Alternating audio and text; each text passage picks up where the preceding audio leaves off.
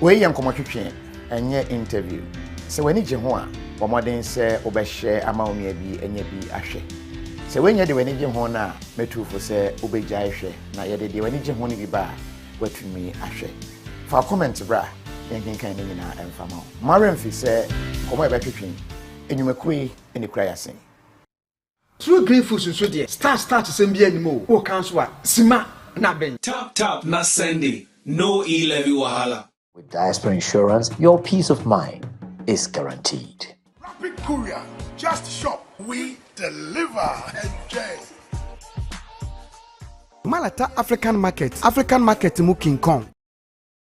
Minianum, sembo pasembo transfer pomudin mu pa. Na yare ahuru bi enam aduane bi ayedie so amie nya no. Ompese wonye bia. E de na obese se wadidiem kakra. Na ne yenim da. Ya diabetes, diabetes, cancer, high blood pressure, cholesterol, eni kase mroso de keka ho ni nyina no. Se yetimi nya firi nuane bi mu te se banku, fufuo, dokono, ampesie eni de keka ho no. Enti na ase pa enkoma True Green Foods. Ya wado ho akobo Green Health Pharmacy, eni functional medicine center ho. Se wadi nuane bia carbohydrates no eye low. Yeah, very healthy. Na de biokran say wo diabetes yo, uni bio, udi a, uni problem. Me musa chire. If you say we True Green Foods for me no. Experience ma pom di na sipi me sugar na ehuri koso tenten na I told you ma medi fufu benku dokono tuzafi eba eni amala omuni ane na meka se wo kan enche sna na be Dosi mixed flour, Alka mixed flour, Fufu mixed flour, Yummy mixed flour, Kajma porridge, Ultra oat, Better oat, Clean oat, and the baking mixed flour.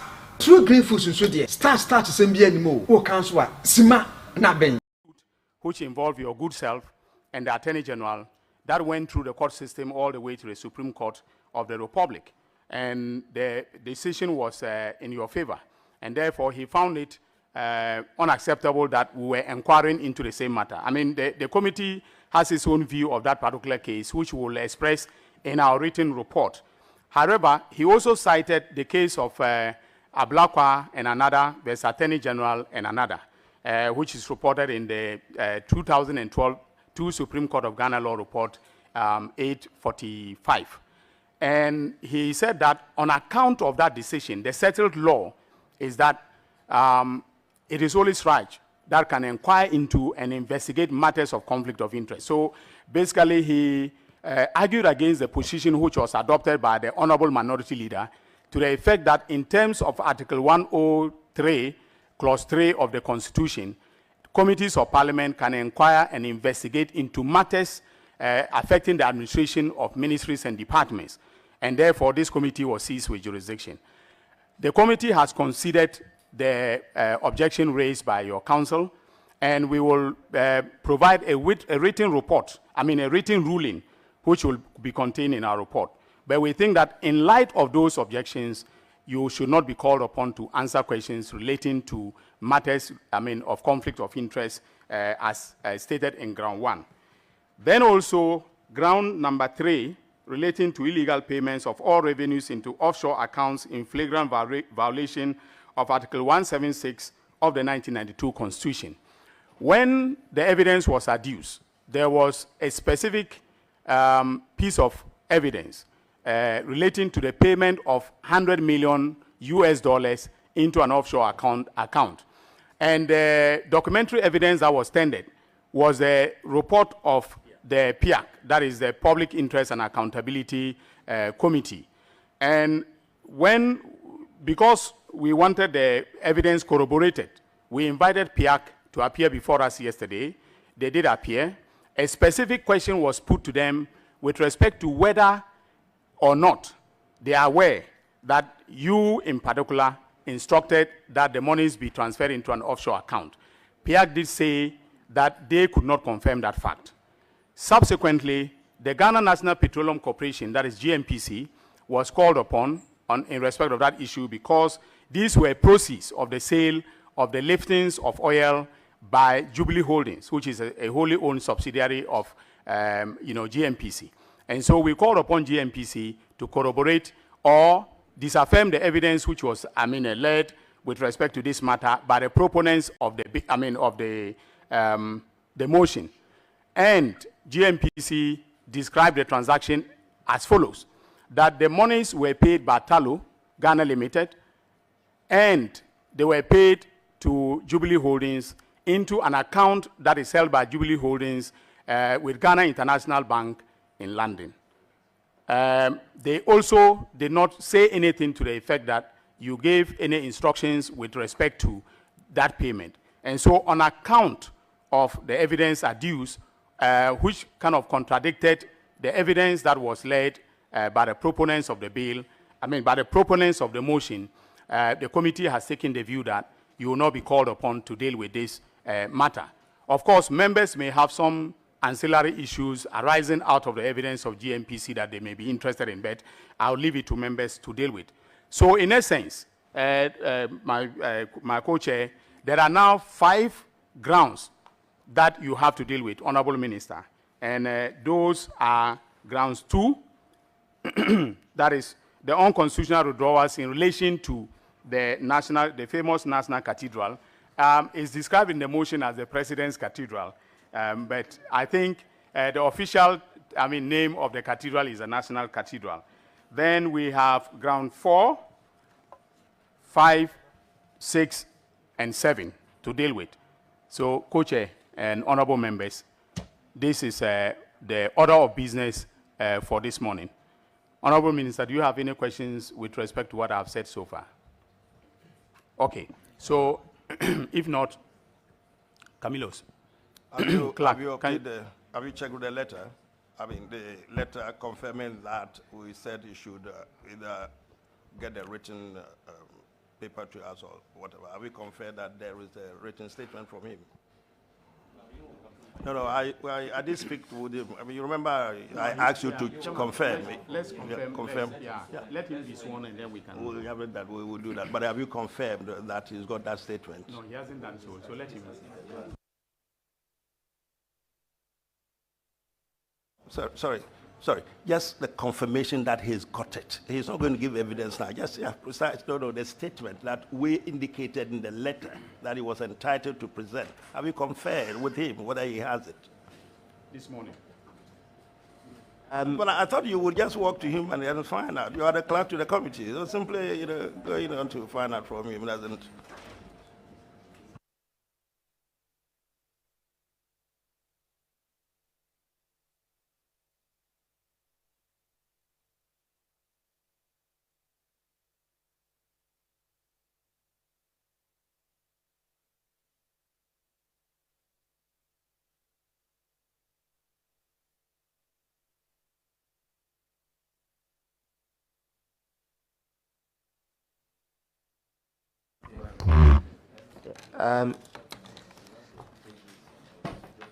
The co-chairs have conferred with the witness.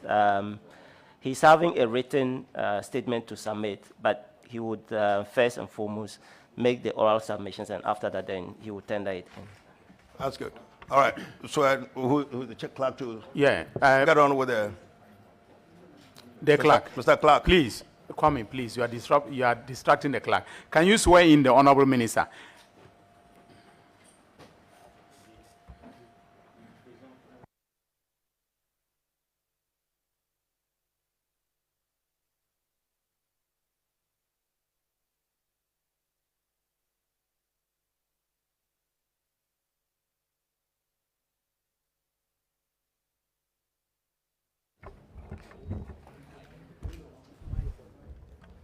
Kindly repeat after me. I, Kenneth Nanaya Kuntunknuk Ofori-Atta, swear by the Almighty God swear by the Almighty God that the evidence I shall give before this committee touching the matter in issue shall be the truth, the whole truth, and nothing but the truth. So help me God. Thank you very much, Honorable Minister. I see you are surrounded by persons who are obviously here to assist you in your with your testimony. If you may introduce them to the committee, that would be very helpful. Thank you very much, Mr. Co-Chair. I'll have them introduce themselves. Legal Counsel on my right, and Ministry of Finance on my left.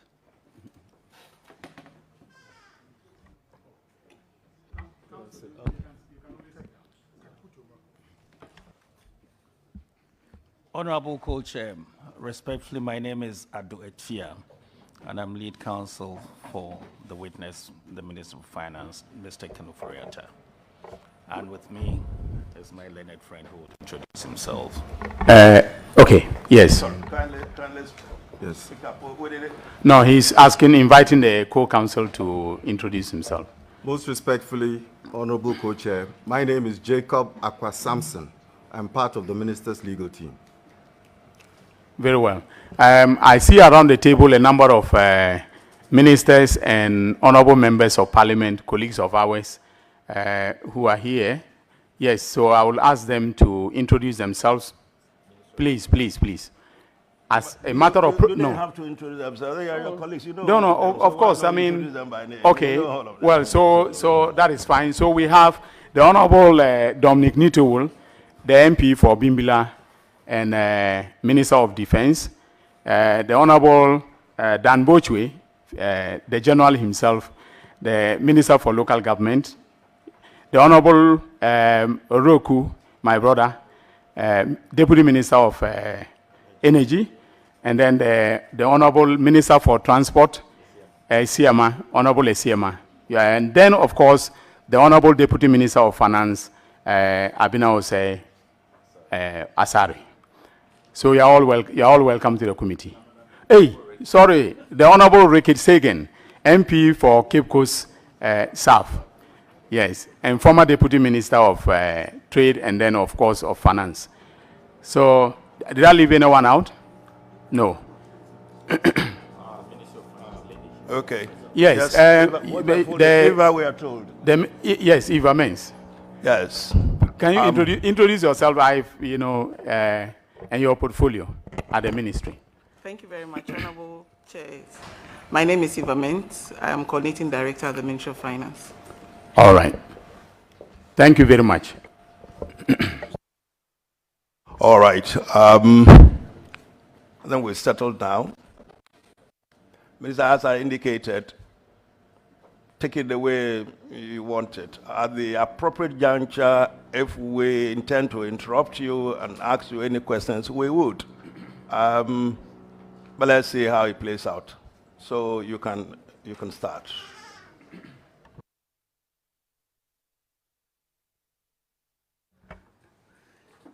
Thank you very much, co-chairs and members.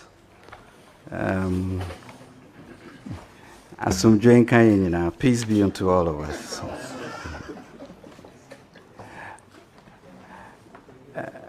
Honorable co-chairs and members of this ad hoc committee, good morning through you. Good morning to the Ghanaian people. I believe this process we are engaging here is a useful opportunity to strengthen our democratic processes. Co-chairs, it's a very difficult process. According to my understanding of parliamentary history, this might be the first censure of a minister. So it must be very grave issues that we are having to address. It's therefore unfortunate that in the co-chair's summation of the two grounds that have been struck out, it sounds to me like there was not a thorough review of the grounds as should have been. But to bring somebody for censure would require that these things are done of absolute thoroughness. But I'm pleased with the decision that have been made. Honorable co-chairs, during the course of my remarks this morning, you can expect forthrightness. The proponent's motion of censure has accused me of many things and includes some very disparaging remarks and attacks on my person and integrity. I'm certain that Ghanaians will have a more balanced view of the events that led us here as I take the opportunity to speak to the matters so raised. My principal reflections today are to ensure that by the end of these proceedings, the truth would have taken center stage, and in the process, any unfounded doubts about my motives, my competence, and my character would have been dispelled.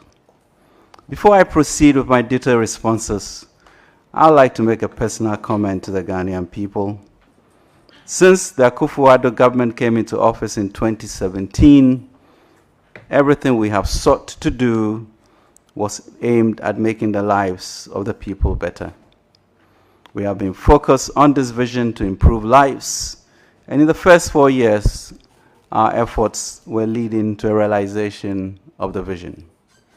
Today, I acknowledge our economy is facing difficulties, and the people of Ghana are enduring hardships. As a person President Akufo-Addo has put in charge of this economy, I feel the pain personally, professionally, and in my soul. I see and feel the terrible impact of rising prices of goods and services on the lives and livelihoods of ordinary Ghanaians. I feel the stress of running a business, but it is the strength and perseverance of the Ghanaian people that inspire me and my colleagues in government every morning. And it's to press on. That is what gives me the strength to press on, to find solutions and relief for Ghanaians to the myriad of problems that our country and the rest of the world are facing, especially since March 2020. Co-chairs, let me use this opportunity to say to the Ghanaian people what I believe, with courage, every finance minister around the world may wish to say to their people now. I am truly sorry. When we set out so purposefully between 2017 and the early parts of 2020, we never imagined that a global pandemic such as COVID, with its prolonged economic fallout, would inflict such pain and suffering upon the Ghanaian people. The shock to our system has been hard and the impact on our livelihoods severe. But we have not been resting on our oars. We continue to work to keep the lights on, to avoid the queues at our filling stations as in other countries. Our classrooms are full, our hospitals and dispensaries mostly stocked with medicine. We continue to pay salaries, and our roads continue to be built and fixed. Now let me get to the details. On the issue relating to despicable conflict of interests, ensuring that I directly benefit from Ghana's economic woes. No, Mr. Minister. We just ruled that, no. No, wait a minute. We already made a ruling that you are not to deal with the item number 1 and you are not to deal with the item number 3. Thank you, Mr. Chairman. We have indeed subsequently received a letter dated 16th November 2022 stating that this committee has upheld that said objection. Yes, Honorable Minister, in contradistinction to what my Honorable Co-Chair has said, in terms of Article 82(4) of the Constitution, the Minister would have been entitled to be heard in his defense during the debate.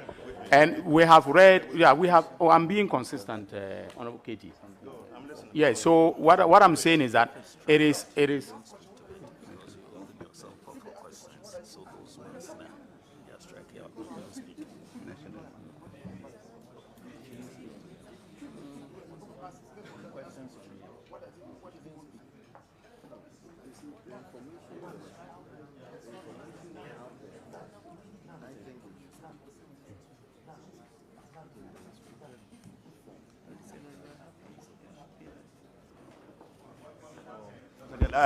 What my colleagues seem to be saying is that even though the committee is rude, if you, the minister of your own volition, want to discuss it, then maybe go ahead. But let's think about it. Is that the ruling? Is that the sense of the committee?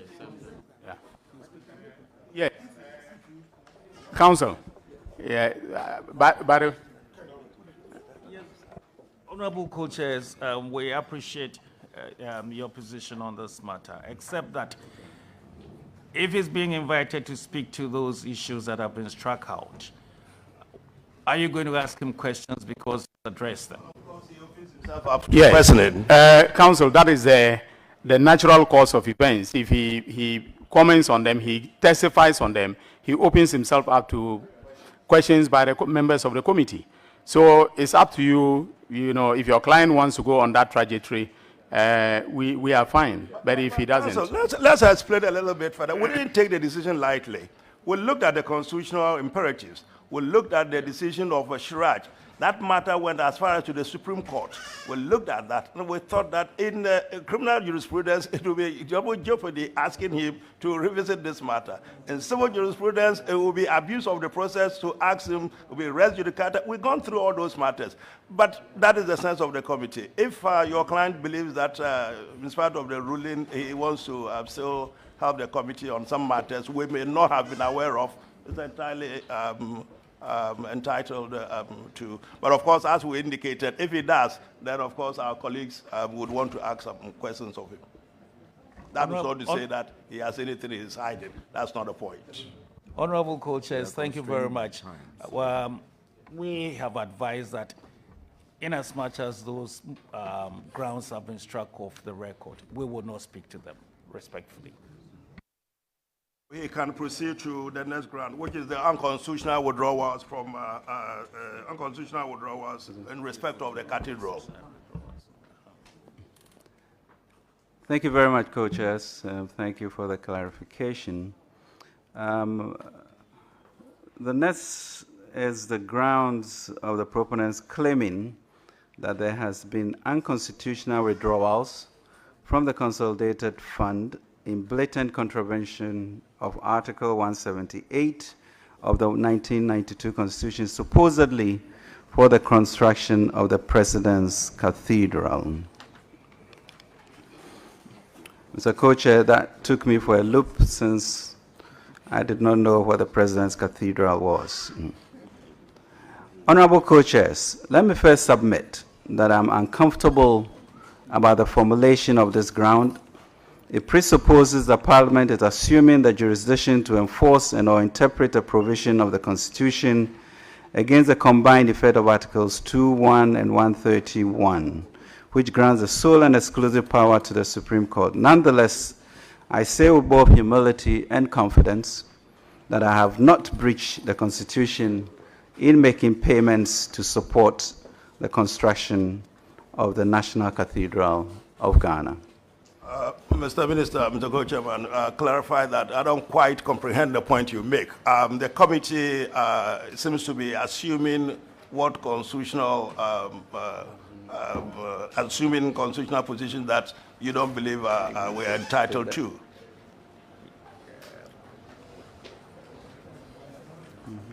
There is an allegation that some monies have been withdrawn from the Constitution, from the Consolidated Fund. The point made by the proponents is that they believe that those monies were withdrawn unconstitutionally. We are not here to interpret any constitution, just simply asking you to respond to that allegation. Whether it is true or not, we have no clue. So if you challenge the constitutionality of it, let's hear your grounds in respect of that. Mr. Co-Chair, let me then proceed to really talk about exactly what you have. You may well do. Honorable Co-Chairs, 3 days ago, when the proponents were here, they alleged I had made payments from the contingency fund to support the National Cathedral. I want to state that this is just not true. Let me be categorical. I have taken no money from the contingency fund to make payments for the National Cathedral. It appears the proponents have confused the contingency fund with the contingency vote? Let me explain. There is a difference between contingency fund and contingency vote. The contingency fund the proponents refer to is already covered under the Constitution.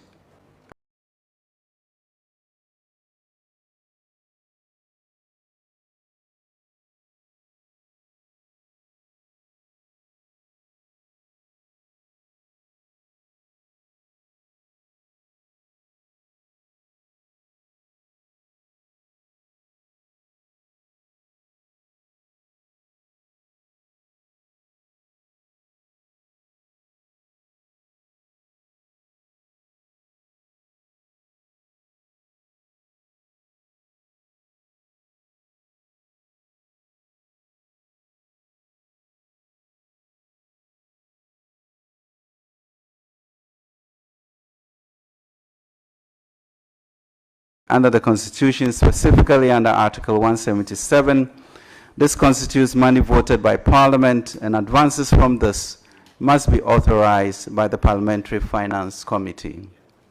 The contingency vote, on the other hand, is a line under the other government obligations vote, which is approved by the Finance Committee and passed as part of the Annual Appropriation Acts passed by Parliament. Honorable co-chairs, in preparing the annual budgets, the practice is that provision is made for indicative expenditures that have been in the 2014 budget for Ghana's participation in the FIFA World Cup in Brazil.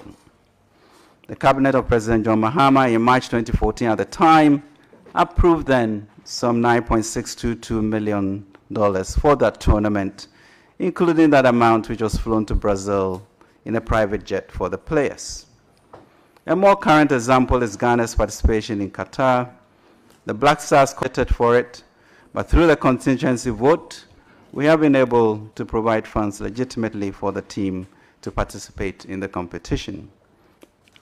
Expenditures in respect of the National Cathedral were made from the contingency vote under the other government obligations vote, as has been the practice before my tenure. I have copies of several payments from the contingency vote dating back as Finance Minister. I'm fully aware of the approval and have not breached its requirements. The National Cathedral is 100% owned by the state and is not the President's Cathedral as described by the proponents. Indeed, the Attorney General issued an opinion on 6 January 2022 that the National Cathedral is a state-owned company limited by guarantee under the Ghana Museums and Monuments Board. Honorable co-chairs, the policy direction and updates on the National Cathedral have been publicly presented over the years through the National Budget Statement and Economic Policy presented to Parliament.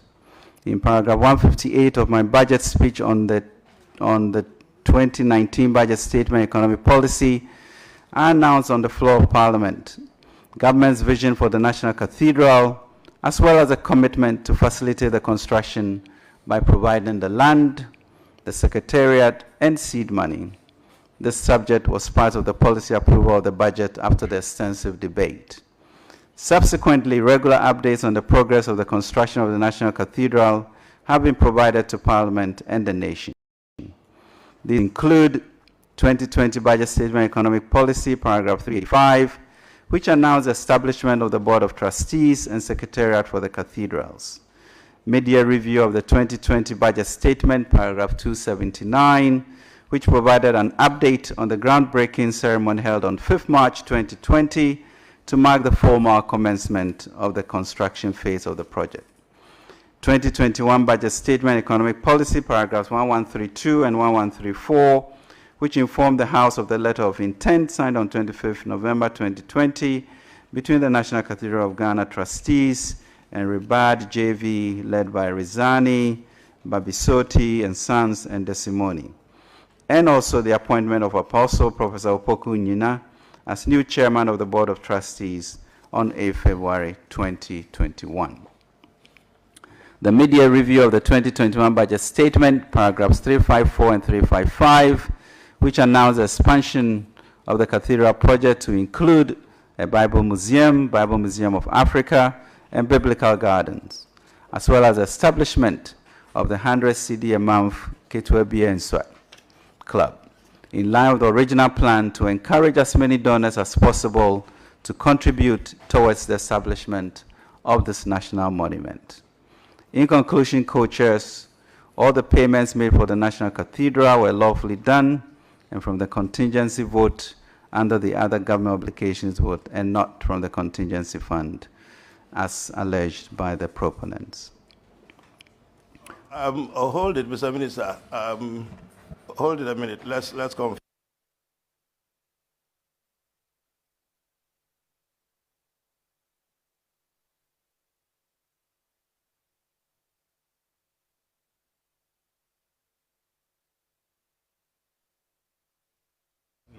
I don't worry if you become privy to what we discussed. We're wondering whether at this stage we should ask you questions after you finish with the first allegation or let you finish with the lot. I think the consensus is that finish with your presentation and then we'll ask questions if we do have any. Thank you very much, and I'll also submit the Attorney General's opinion on that. Thank you very much. I will go through all the grounds and then we can focus on the questions. So, Honorable Minister, you have to go to ground 4. Ground 4. Deliberate and dishonest misreporting of economic data to Parliament. Thank you. KOFI Radio for the Thank you very much, Mr. Co-Chair. Let me now focus on the grounds claiming deliberate and dishonest misreporting of economic data to Parliament. The issue of deliberate misreporting of economic data to Parliament is not just unfortunate, but simply untrue. I, and for that matter, the Ministry of Finance, have never misreported data to Parliament, as has been alleged. On Tuesday, 13th November 2022, the proponents clarified that their concerns relating to the reporting of fiscal data. In their submission, they alleged that different sets of data were presented to the IMF and the people of Ghana. That is untrue. The 2019 Article 4, which they cited, actually clearly demonstrates that the computing and reporting of the deficit is consistent between the government and the IMF, as shown on the table labeled Ghana Selected Economic and Financial Indicators, 2017 to 2024, on page 4 of the IMF Article 4 and Appendix 3A of the 2019 budget.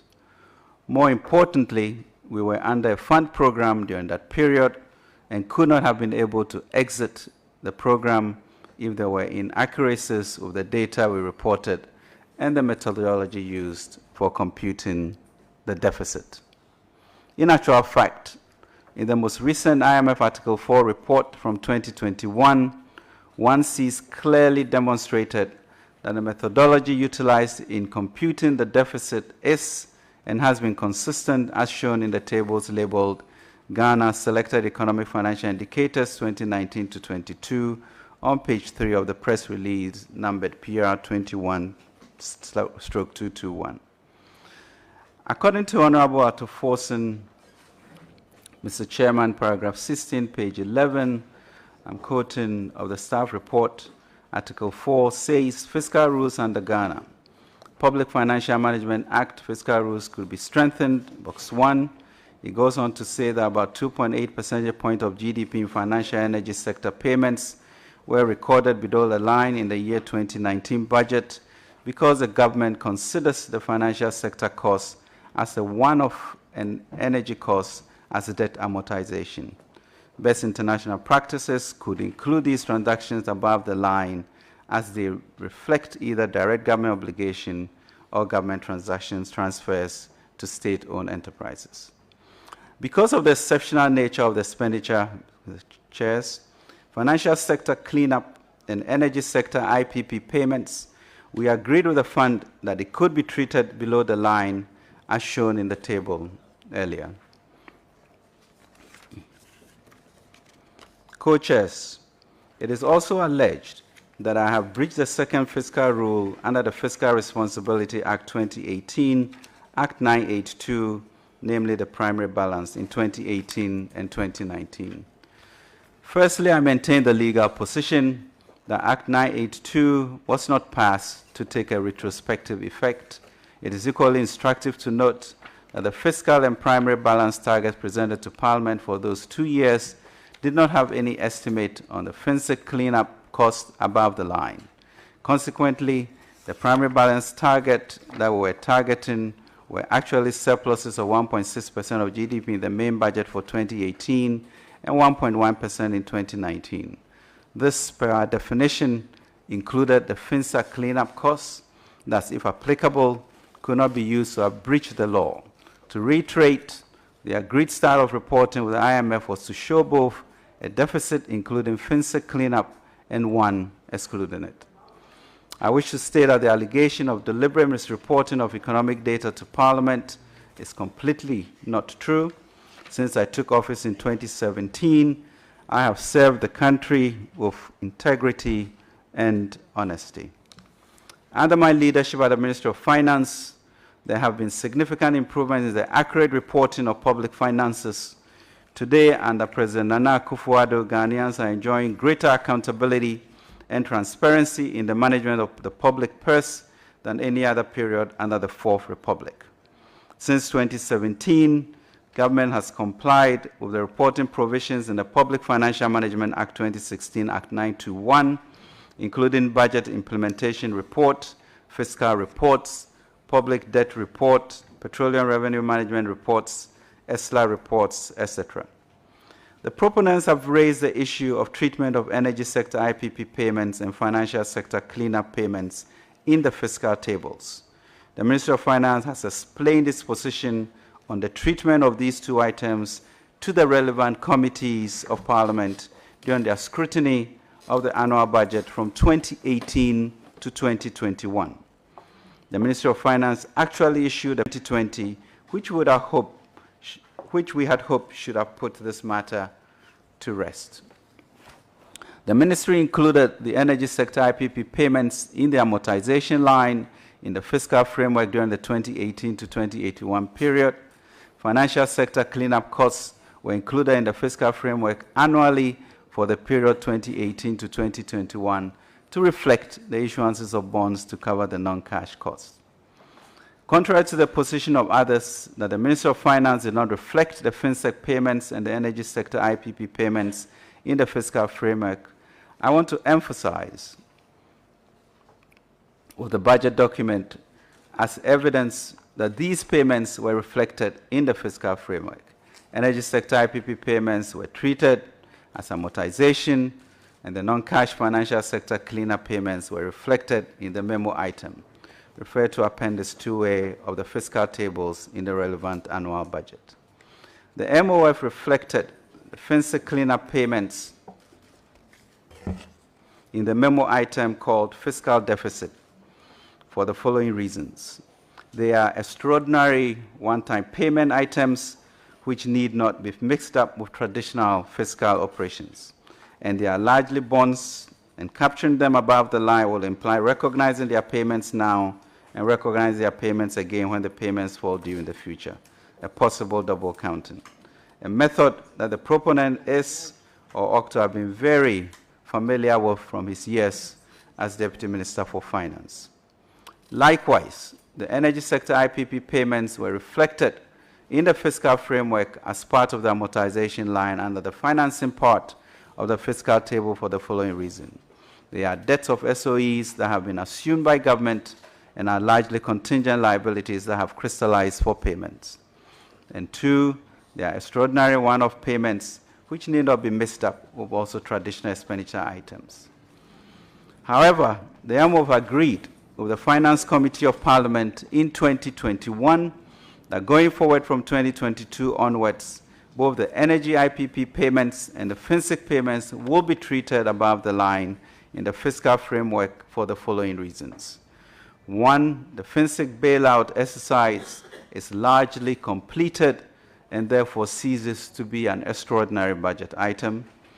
And 2, IPP payments are expected to be made over the medium term.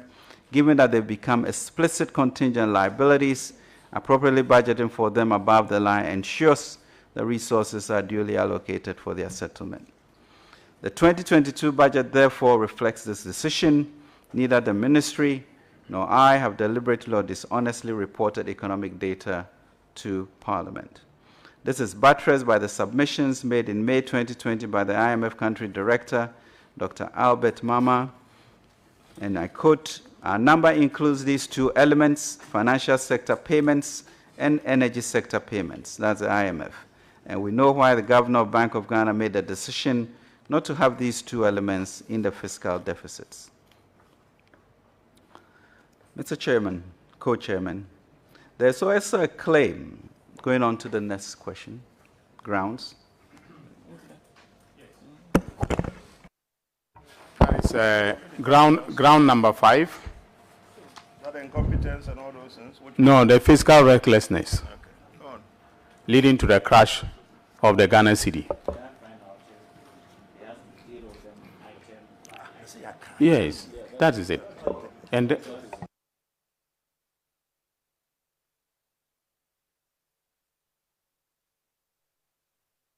to speak through the microphone.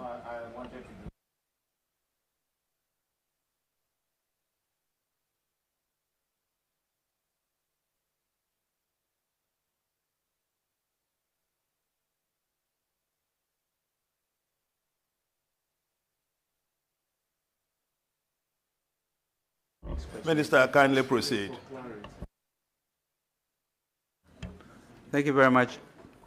I'll tender a document in on the government finance statistics for your records.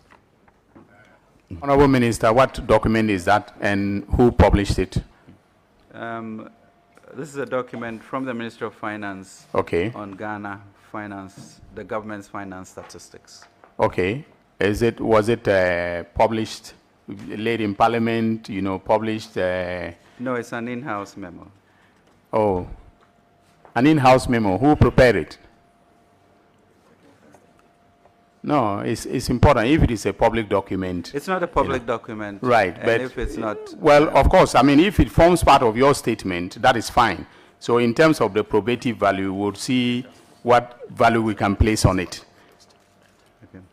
I think it will be helpful. Because if part it is of my statement. Very well. So very well. I'll tender it in when I'm tendering all. Very well. Thank you. So you can attach it to your statement. Thank you. Okay. Thank you.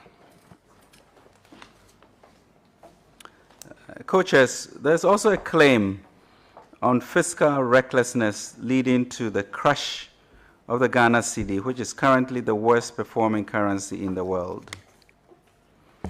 I'll respond as follows.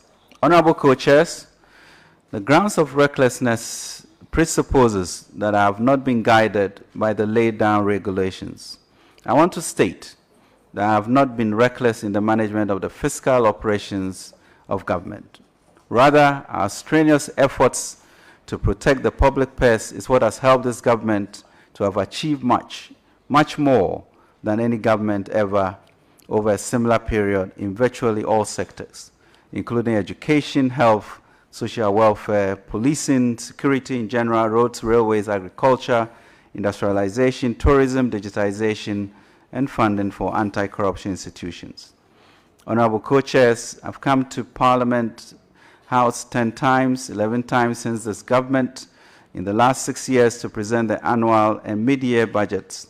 On all occasions, I have discussed all proposed fiscal operations of government, revenue, expenditure, and financing. On all these occasions, I receive approval as Parliament subsequently passed appropriation bills for all those budgets. Every key expenditure made has been supported by this House. Indeed, we also saw that there are consequences when the House for months refused to pass a major revenue generation item introduced by this government to support the fiscal stability of the economy. Sadly, the minority leader, when this government was compelled to approach the fund this year triumphantly took credit for frustrating government's efforts to meet its half-year revenue targets. He told the parliamentary press corps last June that thanks to the opposition, government has already lost half-year revenue that can only be attributed to the purpose and tenacity of the minority group in parliament, unquote. The consequences of this intentional stance have been dire. It precipitated a lack of confidence in the international market and closed access to Ghana's traditional Eurobond issuance. Honorable co-chairs, it is worthwhile to note that indeed the proponents offered only one item as not having been approved by Parliament for payment, the National Cathedral of Ghana, and I have shown that to be untrue. I hope we can take it that by extension of their proposition, they accept that all other expenditures have been approved by Parliament. We must all boldly share in the positive achievements regularly reported by the Bank of Ghana in its quarterly fiscal development reports for the years 2017 to 2021. Honorable co-chairs, it cannot be sustained that have been reckless in supporting the implementation of the decisions of Parliament. Honorable co-chairs, with the approval of funds by Parliament, in the last 6 years, we have undertaken major transformative investments to improve the quality of life of Ghanaians. We have mobilized and invested in excess of 28.3 billion as of September 2022 to implement the transformative flagship programs that improve social mobility and the quality of life of Ghanaians. Most of these did not exist prior to 2017. This includes supporting 1,765,977 Ghanaian students under free SHS TVET to promote human capital development and social mobility. Enrolling 15,656,160 Ghanaians aged 15 years and above on the National Identification Program by September 2021 to enhance security and economic efficiency. Support about 100,000 young graduates to enter the job market. Providing needed infrastructure to support decentralization and local governance to expand access to public services under the Regional Reorganization Program. Promoting the development of railway network to advance national and regional connectivity. Supporting the ongoing construction of fishing harbors to service key coastal communities including Axim, Diskop, Mori, Mumford, Winneba, Senya Breku, Gomoa, Fete, Teshi, and Jamestown. Increasing school feeding beneficiaries from 1,677,322 in 2016 to 3,300,000 pupils in 2021. Increasing LEAP beneficiaries from 195,860 households in 2017 to 344,023 in 2021 to improve the livelihoods for the underprivileged in our society. Increasing food production and security through planting for food and jobs, it has led to a 71% increase in the national production of maize and 34% in paddy rice. We have invested significantly in retooling security sector to maintain territorial integrity and improve internal security. CCTVs, motorbikes, vehicles, forward operating bases, recruitment of security personnel, etc. We have recruited over 200,000 Ghanaians into crucial services such as education, health, security, and local government. Established a tree crop development authority with a focus on mango, cashew, rubber, oil palm, shea, and coconut in order to diversify our economy and provide raw materials for industrialization. This and many more we have done. Honorable co-chairs, the idea that the depreciation of the cedi is a result of fiscal recklessness is not supported by the available facts. The Ghana cedi consistently performed very well throughout my tenure as finance minister up to March 2022. The records show that between 2012 and 2016, the cedi depreciated by an average of 17%, whilst between 2017 and 2021, the average rate of depreciation was 7%. The major contributors to the currency problem are not necessarily fiscal factors. Honorable co-chairs, unlike July 2014, when the cedi was last rated as the worst performing currency, the 2022 depreciation is largely attributed to extraordinary global factors, including the strengthening of the US dollar, even against the major international currencies like the UK pound, the yen, and the euro, and speculation due to economic uncertainties. For example, in this year, 2022, the euro is worth less than the dollar for the first time in 20 years. As stipulated in Article 183 of the Constitution, Section 2A, the Bank of Ghana shall promote and maintain the stability of the currency of Ghana and direct and regulate the currency system in the interest of the economic progress of Ghana. As such, the Bank of Ghana, which manages our reserves, is leading the interventions to contain the depreciation of the cedi. Government, on its part, is undertaking real sector interventions through initiatives such as 1D, 1F and the Ghana Cares program to accelerate the import substitution and export-led economy, such that products such as poultry and rice would be produced here to reduce foreign exchange pressures from the imports of these products. We intend to announce additional measures to promote the consumption of local produce. Furthermore, the implementation of the AFCFTA positions Ghana as a continental trade hub, and we shall take advantage and boost the export orientation of our industries. The Ministry of Finance has also arranged significant financing, including the $750 million from Afri-Exim Bank to support the 2022 budget and boost our foreign exchange reserves. This forex inflow has improved the supply of foreign currency and boosted the stability of the local currency. We continue to explore avenues to secure additional financing to boost the country's reserve position.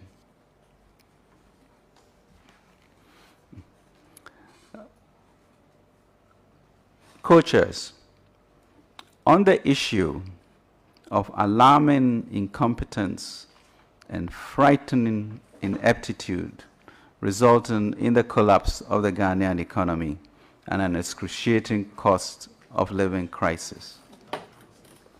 That is 6. I state as follows. These are very, very strong languages. And it is unfortunate, as also was the one on recklessness.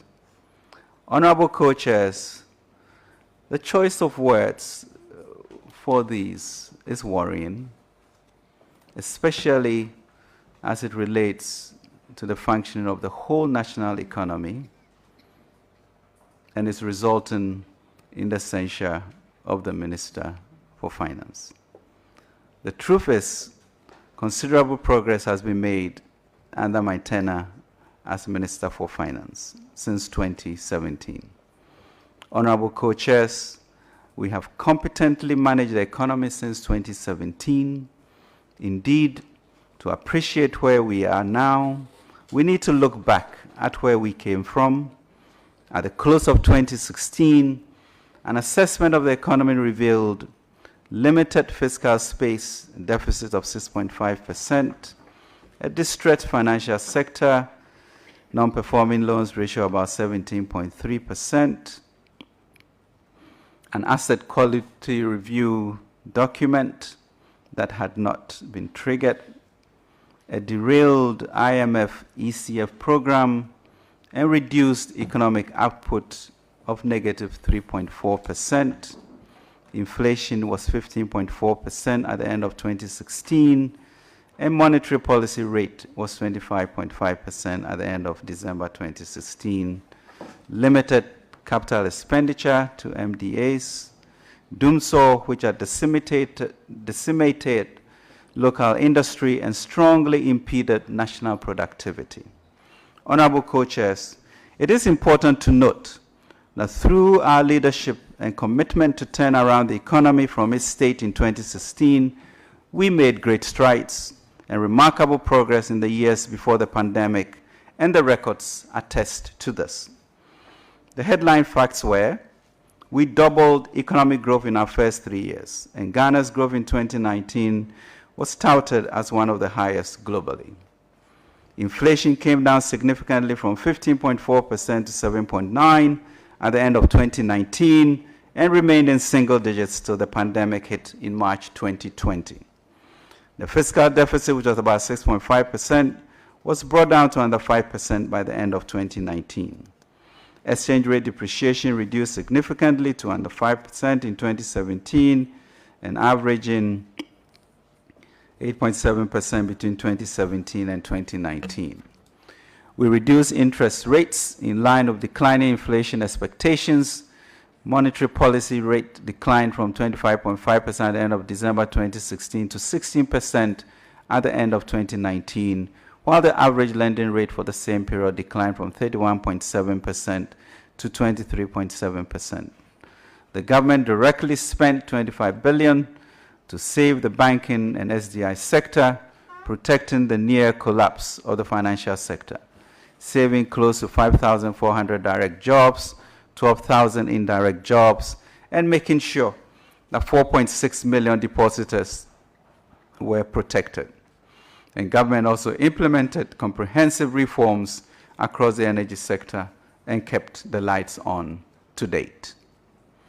On the back of good economic management, Ghana successfully completed and exited the IMF ECA program that we inherited in April 2019. To ensure irreversibility of the macroeconomic gains, government introduced a number of measures, including passage of the Fiscal Responsibility Act 2018, Act 982, to cap the fiscal deficit at 5% of GDP and ensure maintenance of positive primary balance.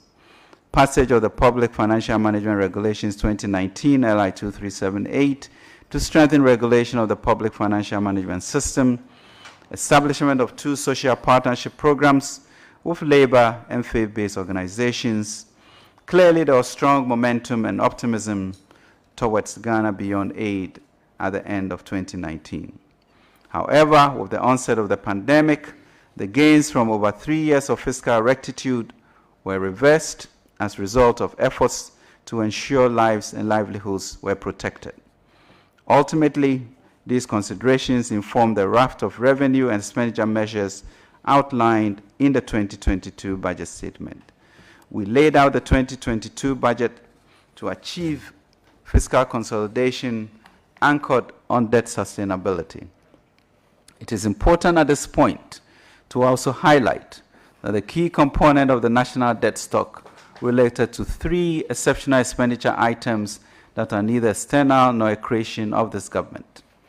Energy sector excess capacity payments, 17 billion, which relates to a legacy of take-or-pay contracts that saddle the country's economy with annual payments in excess capacity charges of close to $1 billion. Direct COVID-19 expenditure amounted to Ghana cedis 12 billion. The banking sector cleanup of 25 billion. These 3 items alone contribute to about 23% of our annual debt servicing costs. These 3 items were not created from the recklessness of our party. The long doom so that Ghanaians endured during the NDC administration between 2012 and 2016 was more to do with NDC's government ability to pay for power. So, co-chairs, I find it curious that Honorable Ato Forson would choose to cite energy bills as an example of the recklessness that the minority charges me with and seek my removal by censure. Honorable co-chairs, in actual fact, we have been able to renegotiate some of these power purchase agreements, and the new agreements, when implemented with the priority IPPs, when finalized, will estimated save us $4 billion a year over the next 5 years. We have also used a significant part of the borrowing to undertake key transformative investments, such as the fixing construction of over 11,500 kilometers of new roads between 2017 and 2021. The construction of 12 major interchanges since 2017, as compared to 5 interchanges in the previous 8 years, previous to 2016. construction of the Eastern Regional and Central Gonja hospitals, commencement work on 87 of the Agenda 1111 district hospitals projects, funding ongoing airport projects, including the Kumasi International Airport, promoting the establishment of the Development Bank of Ghana to provide competitive long-term financing for Ghanaian enterprises.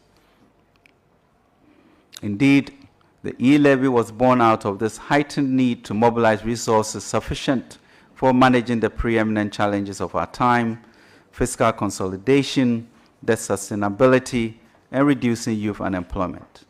Unfortunately, the delay in the passage impacted really the confidence of the international market and largely contributed to the ensuing downgrade in Ghana's sovereign credit rating in January 2022. This resulted in Ghana being closed from the international markets and not being able, therefore, to issue its Eurobonds as it traditionally does in the first quarter. So we lost confidence in the international investors.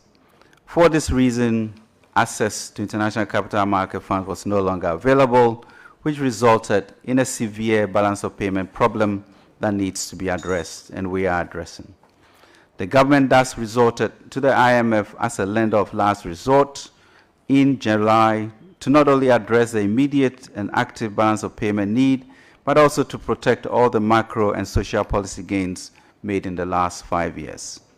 Undoubtedly, the last few months have seen considerable economic uncertainty and challenges. These have been characterized by high inflation, rapid depreciation of the cedi. Indeed, the economic challenges we are facing require deliberate but urgent, well-thought-out strategic steps, as well as the support of all of the Ghanaian people. The above notwithstanding, there are still some bright spots. Overall, our growth outturn of 3.4% and 4.8% in Q1 and Q2 2022 respectively, coupled with modest improvement in our fiscal position, suggests our economy is gradually on the upswing despite the numerous shocks we have faced over the past 2 years. This progress gives us a solid foundation to confront the challenges in front of us. Undoubtedly, risks remain that we are highly attuned to. However, the Ministry of Finance is committed to working alongside all stakeholders, including the members of Parliament, to ensure we can reposition our economy back on a path of growth and prosperity. Mr. Co-Chairs, there's a claim of gross mismanagement of the Ghanaian economy, which has occasioned untold and unprecedented hardship. Honorable Co-Chairs, the current economic challenges we are experiencing in Ghana is not the outcome of mismanagement, but we acknowledge the hardships our people are going through in these very difficult times. This assessment is wholly shared by objective observers. In the recent words of the Managing Director of the IMF, Kristalina Georgieva, and I quote, "To the people of Ghana, like everybody else on this planet, you have been hurt by exogenous shocks, first the pandemic, then Russia's war in Ukraine, and what we need to realize is not because of bad policies in the country, but because of this combination of shocks," unquote. I've already discussed the domestic triggers behind the depreciating cedi. We simply cannot overlook the significant impact of the delayed passage of the revenue measures outlined in the 2022 budget, which resulted in negative market reactions, credit rating downgrades, the narrowing of financing sources, and the eventual depreciation of the cedi. The timelines are obvious and cannot be ignored. Honorable Co-Chairs, it is time to have an honest national conversations on the patterns of expenditure as a people, our preference for imported goods, which require foreign exchange that we do not earn enough of, implies that our cedi will continue to be under pressure. It has become clear that we cannot continue in a business as usual mode. We have to significantly change our consumption patterns and support investments in local capacity for production and export. Honorable Co-Chairs, even in these challenging times, we have not been rudderless.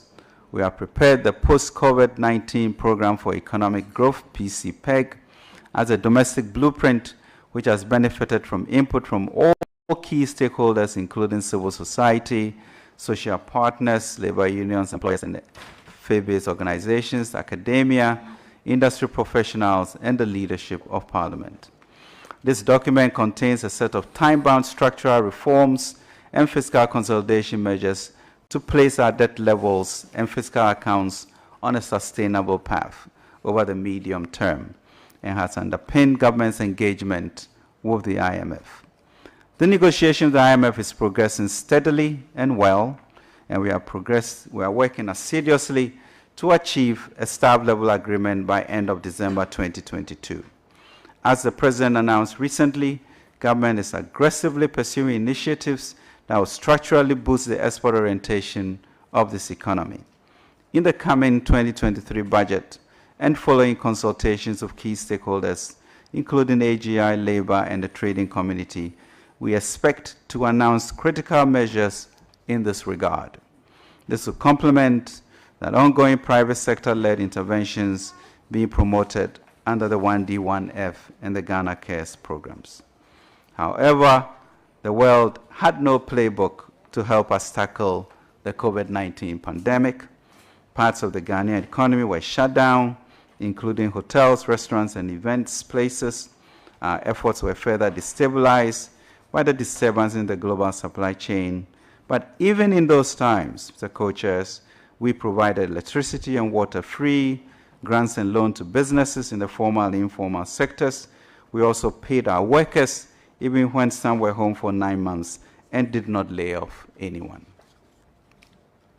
The country has been saved from the disruptions in supply chains, record hikes in prices of energy, food, and commodities.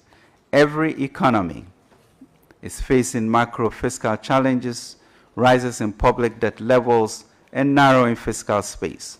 Our situation was not helped by a combination of historic weaknesses in the structure of our import-dependent economy and our low capacity, even as compared to our neighbors, in raising domestic revenues. The 2023 budget will contain policies directly aimed at tackling these vulnerabilities. Honorable Co-Chairs, I am aware of the enormity of the challenges we face. I am aware that lives and livelihoods need to be protected. We have a well-consulted plan and the commitment to address this economic challenge. The Ministry of Finance and I have been working hard 24/7 to quickly restore market confidence and ensure economic growth. We are nearly through the IMF negotiations. I am confident that once we conclude our debt sustainability program and secure a fund program, the nation will next year see the stability and fiscal space that can spur us back onto a sustainable economic recovery and growth. We should endure considering on the investments we have made in all sectors. Mr. Chairman, I'll be concluding soon. Co-chairs, as a child, I was taught a hymn that has guided me throughout my life. Land of our birth, we pledge to thee our love and toil in the years to be. When we are grown and take our place is that in one as of men the Roman and women, which Mr. Was the Methodist of our books? race.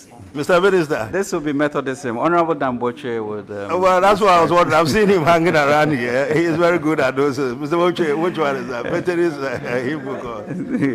When we are grown and take our place as men and women of our race, land of our birth, our faith, our pride, for whose dear sake our fathers died, O motherland, we pledge to thee head, heart, and hand through the years to be. Inspired by these words of this hymn, co-chairs, when I assumed the position of Minister of Finance, I resolved to serve the people of Ghana with my all. Under my tenure as Minister of Finance, I have overseen some great strides in the development of Ghana and the improvement of the lives of the Ghanaian people. As a nation, we are being tested. Our circumstances require a united and concerted response to the crisis. I employ our chiefs, elders, and church leaders to take the mantle and speak a common language. Let us all work as one country to support our labor negotiations, find a solution to the impasse in Parliament, and rise above witch hunting and entrapment. These are not ennobling and progressive for a society seeking transformation. Honorable co-chairs, Ghana is a resilient country. Ghana has faced economic challenges since independence. Ghana has always come through each of them stronger and better than before. God willing, we shall come out of these difficult times too. Ghana will and must rise again. Thank you, co-chairs. God bless our country. Thank you very much, Honorable Finance Minister. But do I look like a witch? That's just by the way. I was, co-chair, I was not aware that you've been. I was not aware that. Or maybe I look like the hunter. I was not aware that you've been hunting, naturally. So thank you very much, sir.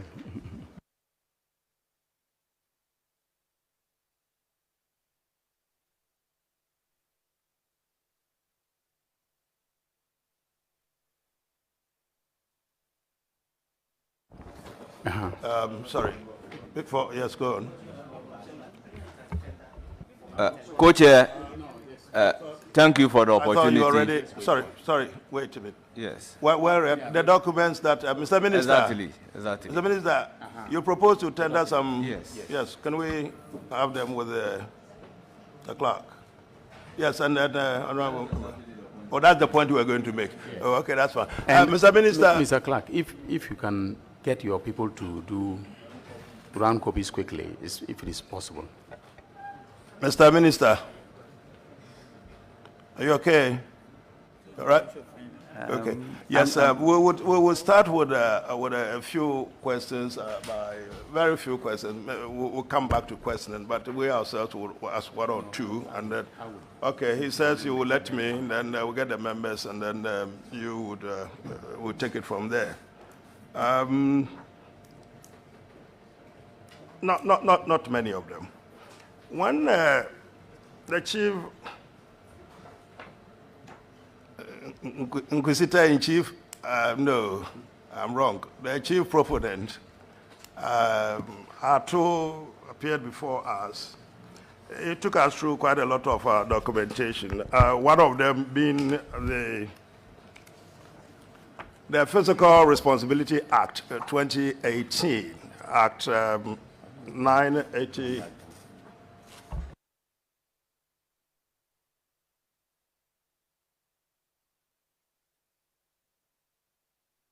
He was wondering if I was thinking of a certain sequence. You are capable of answering the questions any way I put them, so I deal with the ones that I want to deal with.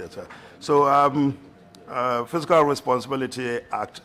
And then he suggested to us that you violated violently some of its provisions. But I've since been looking at the Act, and I think you seem to have confirmed that it could not be applicable to the year 2018. Is that right?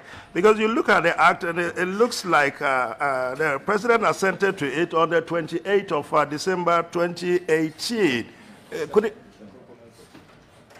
Could it possibly be applicable to the year 2018 that he discussed? There's quite a lot of discussion of it on page 36 of our bound volume of the transcript. What do you say about that?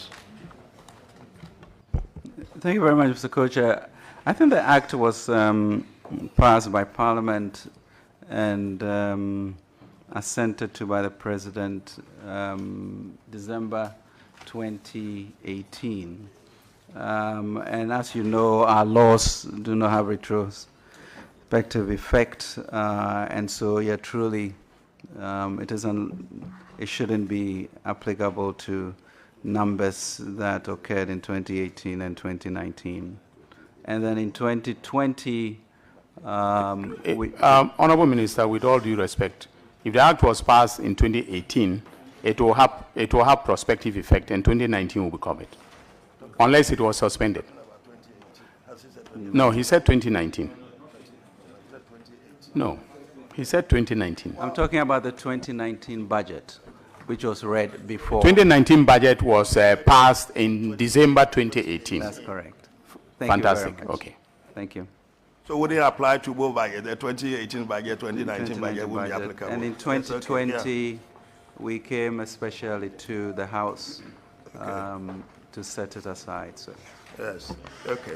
And there's also a matter that I bring to your attention that you shouldn't really worry about. I see that Ato Forson, Honorable, suggested that as soon as you exceed the 5 percentage point by the 1 percentage point, he says the provisions of Article 82 must be triggered. I've since seen the Act. It doesn't look like that's what the section says. Section 4 says votes essential, and it says Parliament may. The directive, not the mandatory shall. So I'm not sure we should worry our heads much about that. Because I said I am missing my things, I'm not in any particular order. As a matter that I also want you to address for my comprehension. In course of your deliberation, you did state that Bank of Ghana, the Governor of Bank of Ghana, for that matter, the institution, has got quite a lot to do by way of currency and the physical state of the country. I've taken the trouble to look at Article 1A3.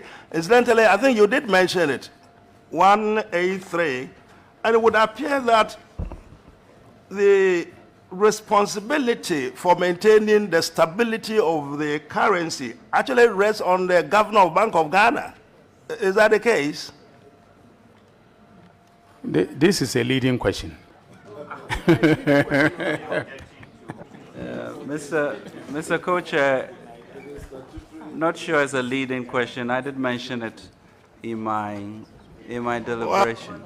Is leading or not, we will discuss this here. If he thinks he can overrule me, we will deal with it over here. So don't worry about that. Yes, so what is that the case? I mean, essentially, the Bank of Ghana, of course, as it states, shall promote and maintain the stability of the currency of Ghana and direct and regulate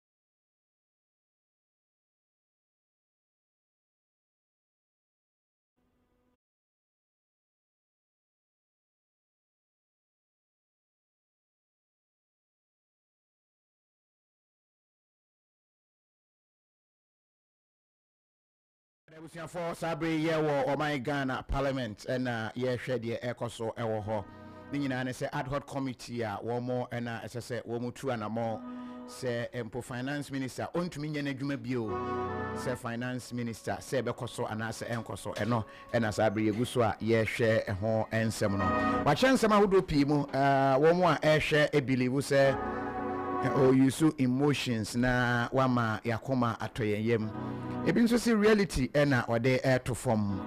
And I'll be going through quickly and some of Bosono Ebi. Na fe ya sign I join it because afi na questions bi wo ha e be bisa finance minister na anu ye ho no wetumi e de aba. In fact wa sha ase no asema o kan ya obofo kasemu o say I feel the pain personally in my spirit and my soul. O say de wo komu no ono nso ye ne ya but yen sign ko homra sisia. Yeah. I beg to differ. So differ. I beg to well, it's not a debate. It's a debate time hasn't started. The governor of the Bank of Ghana has not been brought before us. This is for our. The Minister of Finance. This is for our subsequent discussion. So okay, right. Sorry. Colleagues, this is for our subsequent discussion. So we can't be shouting across. Let's drop it. Mr. Minister. Yes, I also heard you talk about the energy sector debts, which has bedeviled this economy. Number one, would you be kind enough to tell us a little bit more about the genesis of this debt before you go into the volumes of money that we're talking about?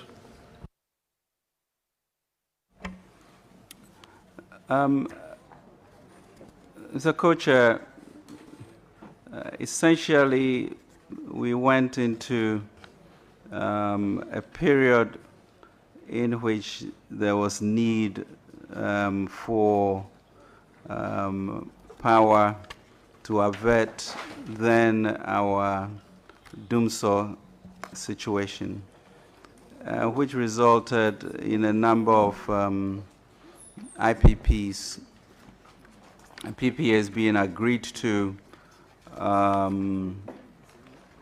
with excess capacity, in a sense, more than what we needed. I'll admit that the country has now grown, and we are increasing the use of these megawatts that were installed. However, the nature of the contracts were such that they were take-or-pay contracts, which enjoined us to continue to pay for certain capacities, whether we use them or not. Whatever the circumstances are, we essentially inherited a situation where we then ended up paying maybe close to $1 billion a year of charges and power that we did not use. That then put serious strains on the economy and continues to today. Over the past 2 years, however, we have gone into very collaborative discussions with these IPPs, and I think we're on the threshold of securing agreements of 5 of them, which will save the country about $4 billion in the next coming years. So not getting into judgments as to why the issue is what we have had to pay over that period, and what fortunately we are going to be able to negotiate to save that amount of money. You don't have to be judgmental, but for me it is fundamental to the issues under discussion. Do you say that you inherited this colossal the debt?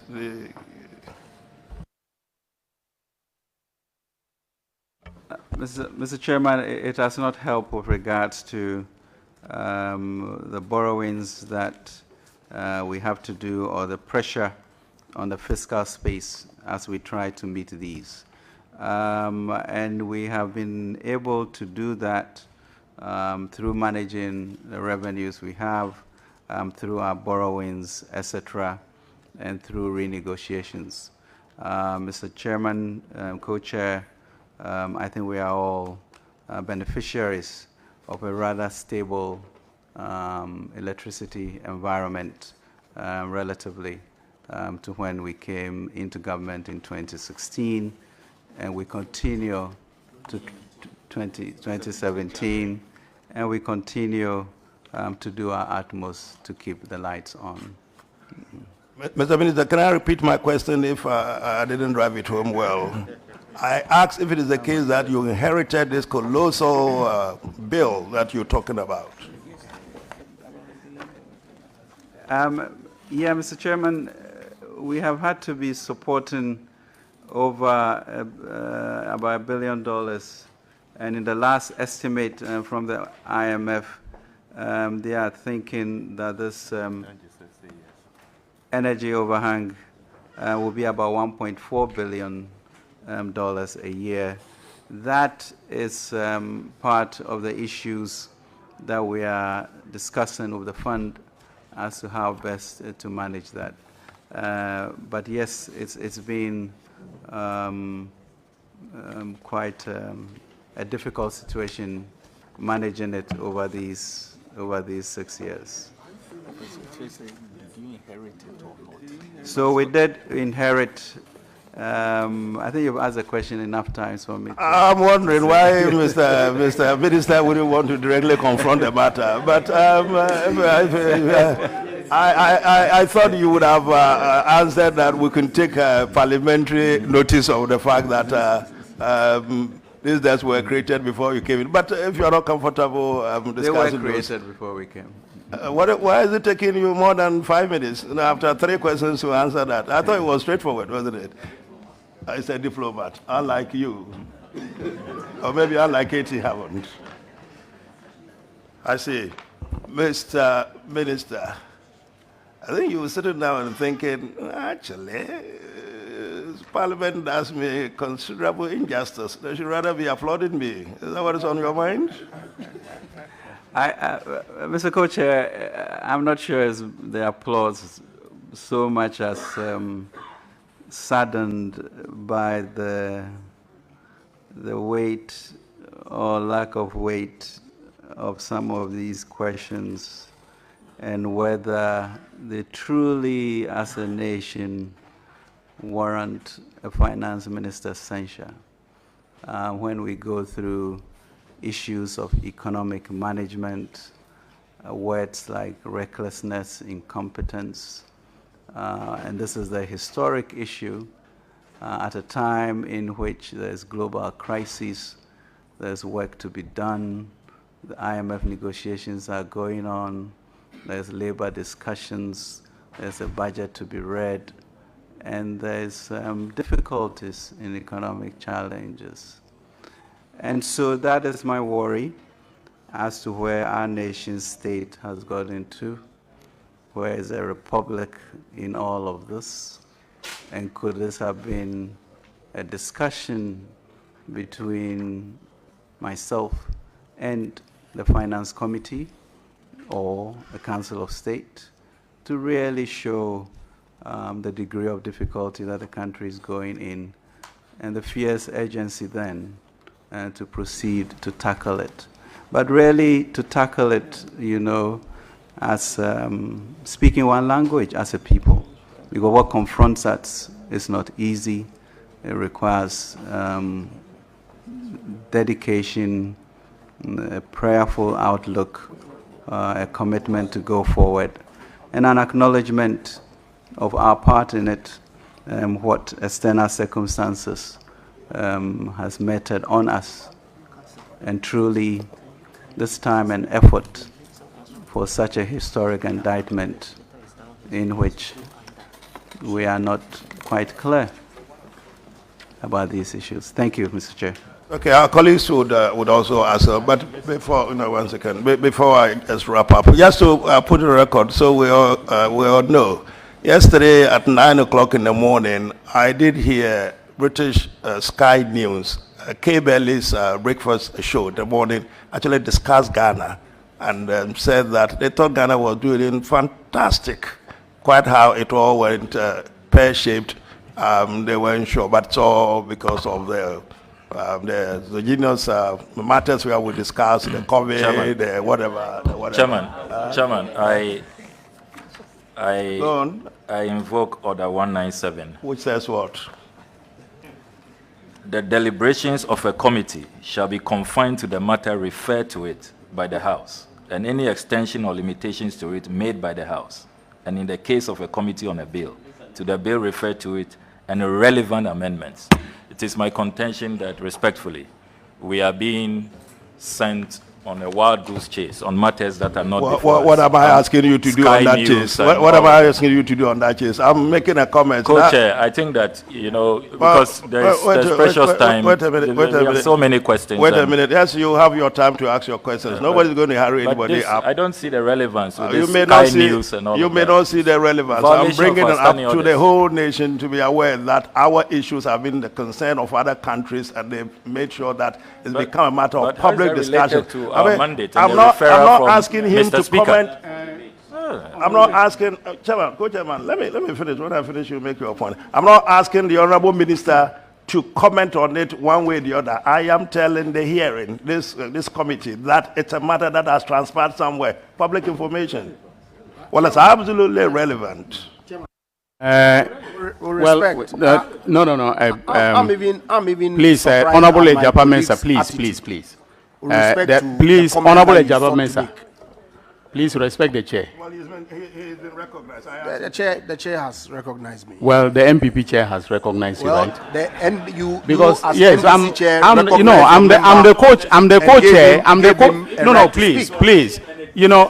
No, because you see, it's important. No. Yeah, so rule on my point of order. Right.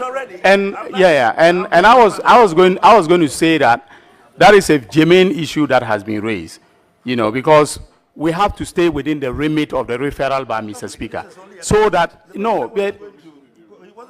well, I don't know whether that was. But I predicated my statement by saying that other colleagues were going to make comments before I ran up. This is a matter that came up, and then I made the point. It wasn't for him to contribute to that. It wasn't for members. I thought you were making the point to the minister, and that is why the honourable member came up. Even if I did, but I did it. But I did it. So I don't see the basis of some objection. Can we? Honourable Ejapa-Mensah, please, you are out of order. Yes, you are out of order. Okay. My comment is made. All right. Who is the person? Yes, okay. I thought I would give the members the opportunity to ask their questions, but from the interaction. Why did you say NDC chairman? Are you IPP chairman? NDC? So this is now dichotomized. As IPP chairman, NDC chairman. Honorable Katie, please, I said it in jest. So let's take it. Let's take it in that context. Okay. You pasted your colors to the proceedings. Let's go on. Okay. Honorable Minister, good morning again.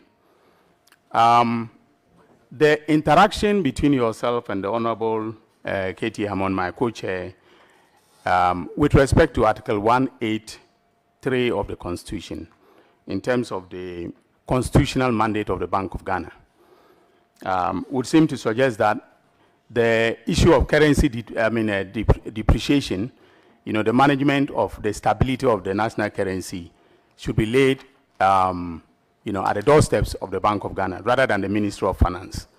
Is that my understanding? Mr. Co-Chair, I think your understanding is your understanding. Well, okay, is my understanding correct? I think we read the Act. Well, portions of it. You read portions of it. Yeah, so but I think you can interpret it. But what I mentioned specifically is that we work very, very closely together to make sure that we bring stability. Right. So that really should be the top line message that you take. As to what my oath is as Minister of Finance and what his responsibilities are, that really is not the subject. The issue for me as a Minister of Finance is the impact that the currency is having, of which I'm very, very concerned about, and doing everything I can to support any way to bring in resources, as we did with the Ofori-Atta Bank, to support that, as I mentioned, looking at investment in the rail sector to push that ahead. I don't think this is a time in the country of crisis where we sort of kick the ball to somebody else. With all the energies that we have, the resources we have, we team up, circle the wagons, and move on. And we've been doing that very well, very comfortable with that relationship.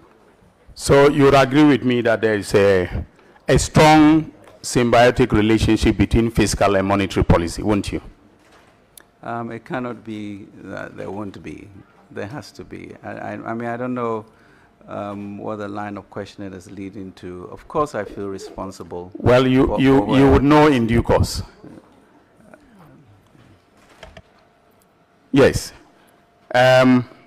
So if you were to exceed your borrowing limits in a manner that violates the Fiscal Responsibility Act, don't you think that should result in a vote of censure of the kind that we are looking at today?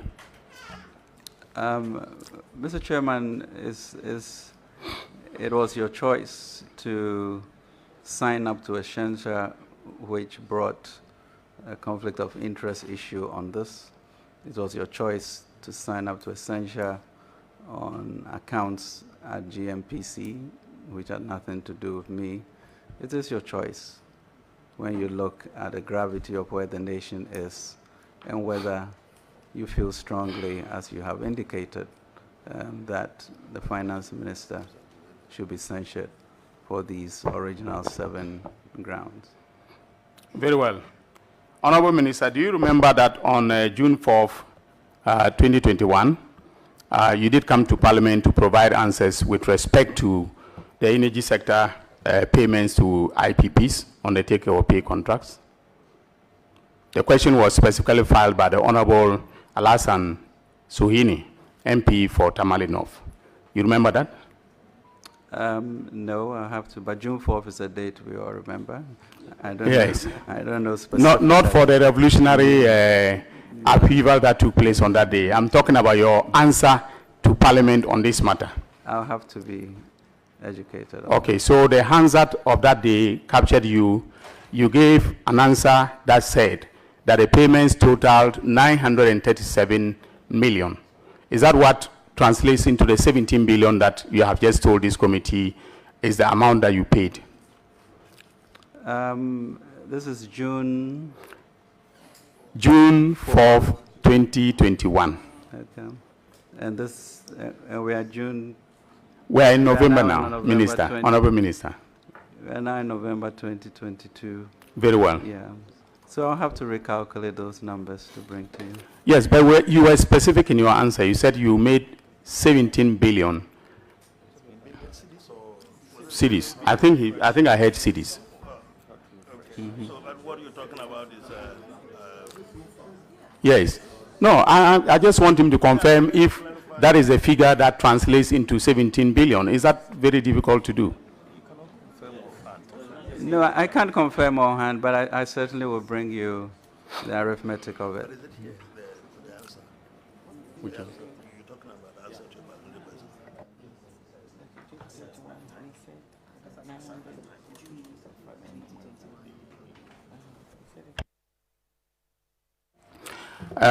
You also said a lot about take-or-pay contracts that were signed during the Mahama administration, which resulted in the so-called energy sector debts. If you were an investor coming into an economy of this nature, would you build a power plant without a take-or-pay clause that mandates that if you don't take the power, you pay? Mr. Chairman, is your co-chair seeking an opinion from the minister? No, I'm not. Because this is a rhetorical question, and you're seeking an opinion. I'm laying the basis for. If he were an investor. Can I rephrase the question? I think the Honourable Minister is capable of dealing with this matter. So let him. Let him. Minister, can you kindly just put the question again? Mr. Co-Chair, you know, honestly, we are in a crisis. I've been brought here for some very disparaging descriptions of who I am and my character and the management of this economy. I'm not here to speculate of what investors may think or not think at a certain point in time. As an investor, at any point in time, you try to take advantage of weaknesses, and depending on the strength of who is beside you, or across from you on the table, you take your pound of flesh. Now, we have gone into some of these contracts and truly recalibrating what they are. So I can't want to be part of a whitewashing of events that did not help us, and is part of the issue why I'm being censured. Thank you. Has your government or the government of which you are a minister signed any energy sector contracts that contain take-or-pay clauses? I'll have to really confirm on that. Yeah. And you agree with me that take-or-pay clauses are essential in energy contracts? There's also a reason why there's take and pay. Right. There are reasons why there are other methods of doing that, and that comes with the ability to negotiate. For example, in 2015 or so, the then government, did a $1 billion Eurobond issuance at 10.75%. But that even required a World Bank wraparound. We have subsequently done much more with lower rates. So, I think it's an issue of maybe competence or an understanding of how to negotiate. I think we'll be chasing our tail if we go along this line. Okay. I will give members the opportunity to take their turn, and then I will come back. So, Honorable Samo Kujeto Ablakwa, Honorable Minister, will deal with the grounds separately. So, there will be a round of questions relating to ground 2 on the National Cathedral, and when all members have taken their turn, we'll now come to ground 4, 5, and in that order. That strictly speaking, the approach. No, wait a minute. Wait.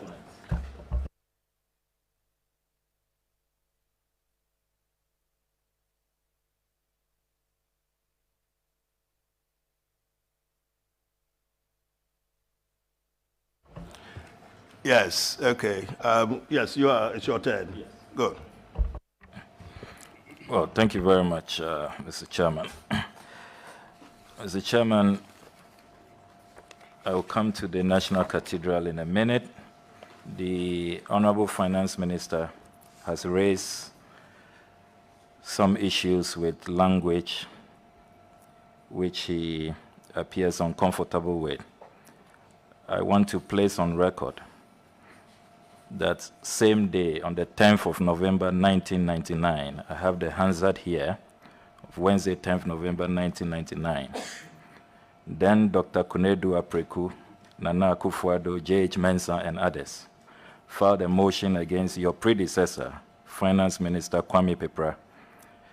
And if you look at column 977, they use similar words.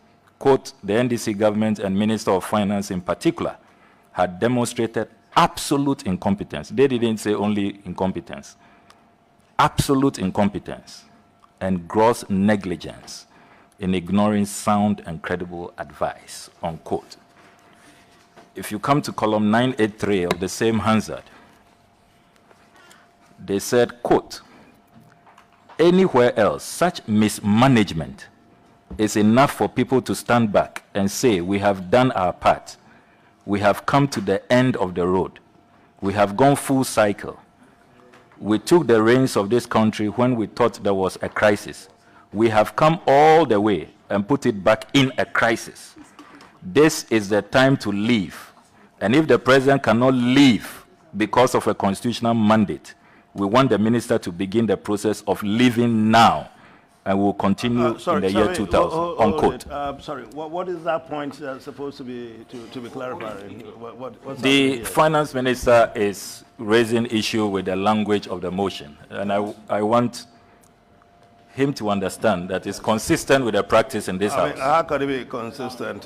So that was raised at the time. This so is 1999. 1999. Nothing was wrong with that. 10th November 1999. Whatever there is, and the point.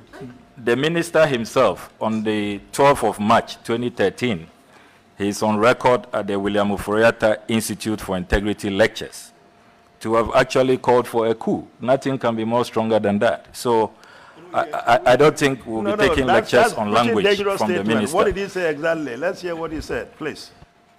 He said, March 12, 2013, the country's silence on the election petition could trigger a coup, unquote. He was speaking at the William Ofori-Atta Institute for Integrity lectures. So it's available online. It was reported by Ghana Web. No. It's a preliminary. It's a preliminary comment on language. He appears to want to lecture us on language, I thought that we should place these matters in proper perspective. Sammy, turn it off for the time. Yeah. No, he would do his point of order, but this is so fundamental a statement that I think until we're able to verify the fact that it was actually spoken, we would not admit it in the evidence. So we'd want it expunged for the time being. If we're able to get the can we have a look? Mr. Chairman, this is not the time to be looking at information on phones. So if you can print it out to members. No, you can't. Well, just bear with that. No, let's do it. There's something about Imani Ghana. What you shown me is about Imani Ghana talking about, and then retired captain. Listen, I think we should expunge this from Mr. Co-Chairman. Let's expunge this. We can discuss this later, and let's get on. Well, I've read something. It doesn't correspond to what exactly you said. Okay, so yes, we will examine it, subsequently and determine whether or not it goes into our records. For now, it's expunged. It's expunged from the record. Hansard office maintain it until we have examined it. Can we? These are matters of public record. So, we'll come to you in a minute. We haven't come to you yet. The chair is confirmed.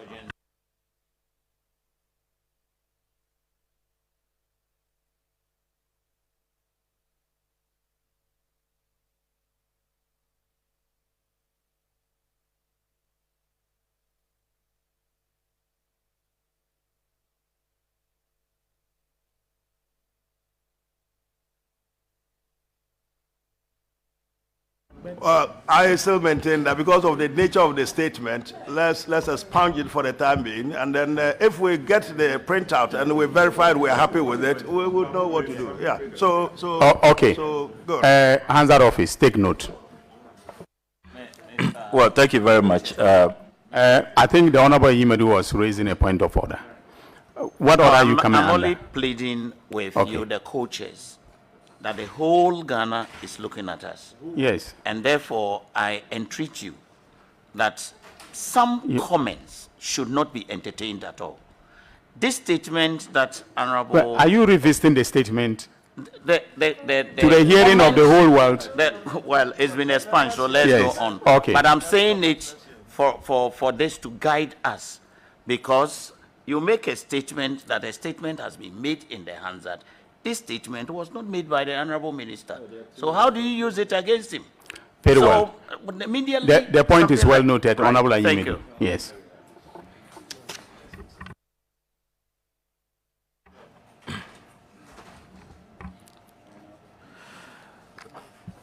Honorable co-chairs, I will begin my substantive questions on the National Cathedral matter. I note from the Honorable Minister's response that he appears to set his own parameters and proceeds to answer them. He says at page 6, item number 12, Honorable co-chairs, 3 days ago, when the proponents were here, they alleged that I had made payments from the contingency fund to support the National Cathedral. I want to state that this is just not true. Let me be categorical.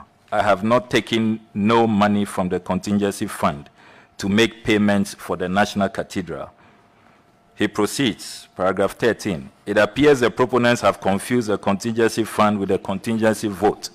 Let me explain. There is a difference between contingency fund and contingency vote. Co-chairs have been going through the verbatim report, the official transcripts of the proceedings of that day, because I didn't hear the proponents say this. And so when I went through the verbatim report at page 29 of 165, and honorable members can refer to the verbatim report, page 29. The Honorable Haruna Idrisu, he says, and I quote verbatim, I would like to start with the National Cathedral. Ghana is a much respected religious country where there is coexistence between both Muslims and Christians alike.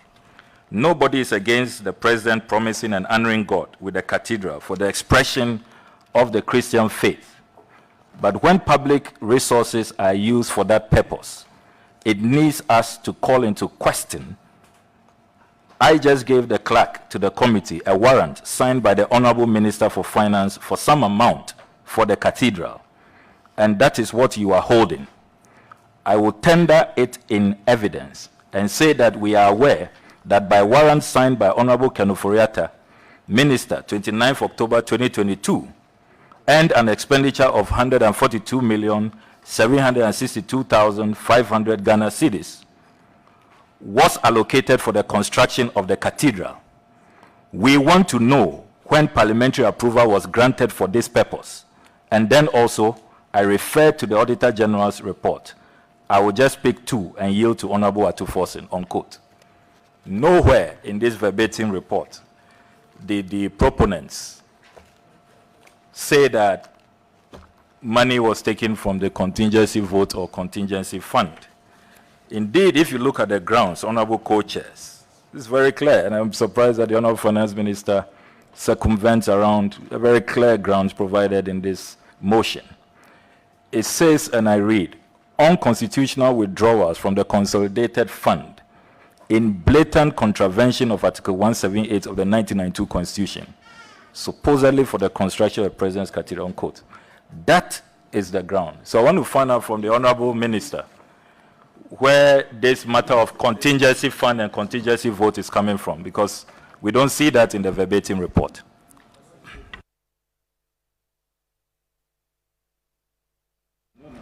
Honorable Minister, did you listen to the question? Yeah, Mr. Chairman, I surely did. That's what Very well. So can you answer the question? Yeah. Mr. Chairman, the question here seems to suggest that there was unconstitutional withdrawals from the consolidated fund. So I went on to define the two different funds in which one might make a mistake, and made it very clear that A, we did not go through the contingency fund, and that we went through the contingency vote. So, I mean, I think that puts the issue of constitutional illegality. Mr. Minister, 1 second. You say we are not all quite conversant with some of these economic terminologies. Maybe that is also conflating the issues for even the committee member. So what are you saying? There is a distinction, and if there is, please clarify. There's a distinction between what is here, clearly written here, consolidated fund, and then the consolidated vote. Is that what you're saying? Contingency vote. One second, Sammy, 1 second. Sammy, 1 second. Is that what you're saying? Yes, but I think, Co-Chair, what the Honorable MP is suggesting that there was no mention of contingency vote and or contingency fund, and so I have answered in the the question. Let's look at it again. It says specifically there were withdrawals, 2 items here. There were actually 3 items. There were withdrawals, 1, 2, from the contingency fund. Forgive me. If you talk in unison, we're going to be all confused. Consolidated fund, 2. And then the third one is the constitutionality or otherwise of it. So you have the consolidated fund here, and then you have the unconstitutional element attached to it. You seem to be drawing a distinction between the consolidated fund and then a third one, a second one, which is what? The contingency vote. The contingency vote. So let's see if let's get it right.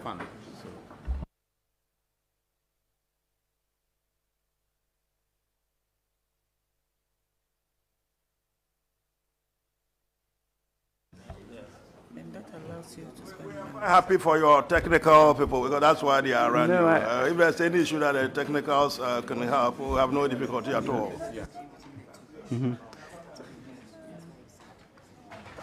Mr. Co-Chair, I mean, it was important that we made that distinction, and essentially what Honorable is saying, that it's unconstitutional to have withdrawn proceeds from the consolidated fund. And I was making it clear that whatever money comes from the consolidated fund goes into a number of items. That could be anything. And in the consolidated vote, maybe resources that we go into consolidated contingency vote, where we go through, or contingency fund, which we did not use.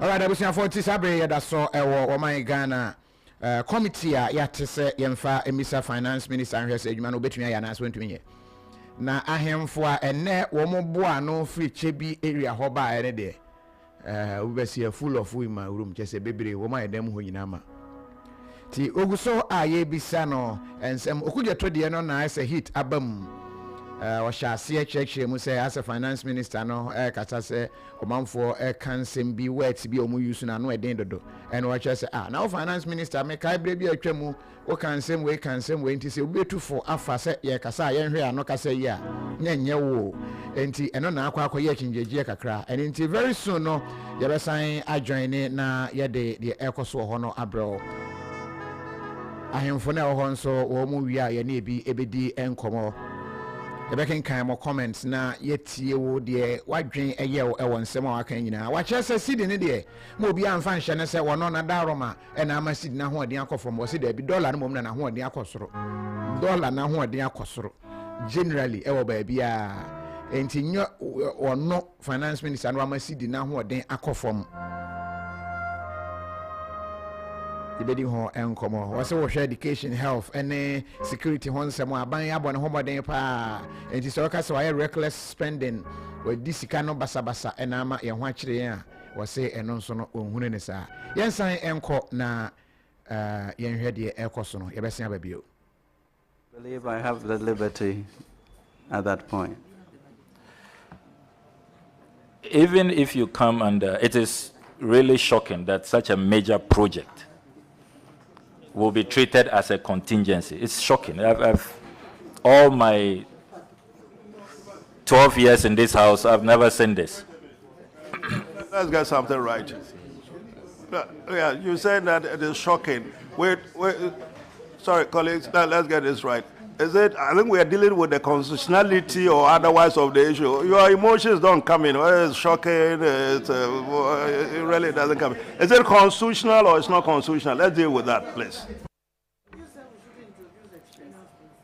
Well, it is honorable co-chair. If the expenditure was incurred without conforming with the constitutional procedures, such as getting parliamentary approval for the expenditure, all right, even under the Public Financial Management Act, that will be expenditure in excess of appropriation. And therefore, the finance minister would have even breached the statute. So the question of constitutionality is not here about the interpretation. It is about compliance with the constitutional procedures for the expenditure of public resources. And this committee and parliament can delve into the constitutionality or otherwise of actions taken by the finance minister with respect to the expenditure of public resources. And I think that is where the honorable member is coming from. But so where I put clear to the minister, we'll come to it. Where I put to the minister did indicate the source of the money. Other government, is that what he said? Other government obligations. The point then was that, is that unconstitutional? Let the order, not, yeah. Well, Mr. Asking my colleague, yes, the person who asked the question to yes. address is my Honorable KT Hammond, yeah.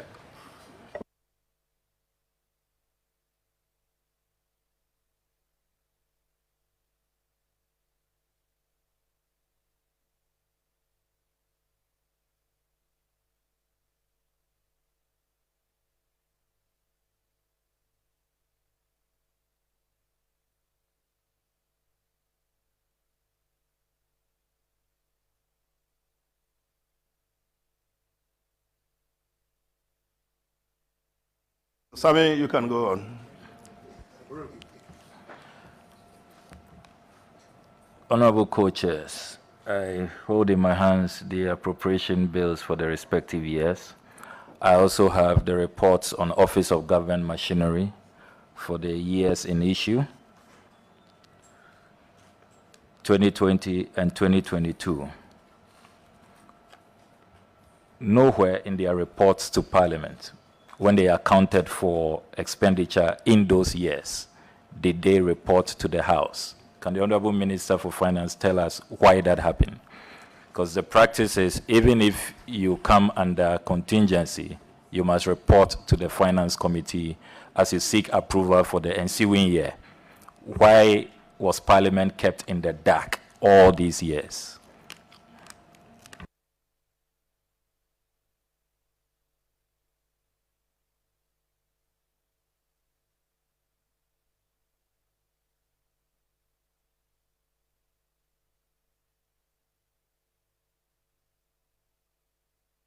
Yes. We are seeking leave for the honorable member to furnish us with the document that he is holding so that we can appropriately respond to the question. Because for me, the problem is with the use of the word in the motion unconstitutional withdrawals. Very well. Now, the only institution that can determine that any act pursuant to the Constitution is unconstitutional is the Supreme Court. Well, so if he used the word unlawful withdrawal, then the onus and the burden of persuasion is on him to show us how that withdrawal is unlawful. The minister has already explained that there was an appropriation, and then the payments were made out of the contingency vote as part of the appropriation for other government business obligations. I don't see how that is unconstitutional. And if the honorable member has a contrary procedure, which in his view is the lawful procedure, then he must show us. Very well. What the honorable member is doing, he will furnish you with the document that he's holding. But that evidence, okay, if you say that it was under other government obligations, all right, it must be a line item in the budget as approved by Parliament. It must be, well, excuse, very well, Council, yes. You know, I know you are my senior at the bar, but I beg you, I'm the chairman of, one of the chairmen of this committee. All right, so, and council would listen to the committee and its members and not argue with us. Thank you very much. So, no. By not arguing, you mean he can't make his point, or no? What, he can. No. Calm down. Honorable. With all due respect. Calm down. If we were debating this motion in Parliament, the counsel to the honorable minister would not have had the opportunity to be at the bar of Parliament. Once we are here, and he has a right to counsel, all right, I expect that counsel can make his submissions, but not interrupt the chair when the chair is making a point. That is the point that I'm making. Honorable Chair, the point is very well noted. Thank you very much. We have to stamp the authority of Parliament. It's not about Dr. Ayine, it is about the Parliament of the Republic of Ghana. Thank you. Yeah, Chair, I'm happy to tender all the documents I'm referring to. No, you are not tendering. You are a member of the committee. You furnish them with the documentary evidence that you have referred to. Very well, Mr. Chairman. Thanks for the guidance. So I will make them available through you to the clerks and to the witnesses. Yes, they can. The clerk can come for them. Let's confirm with that. You need to have a look at them now to be able to answer, or what do you want to do? What's your...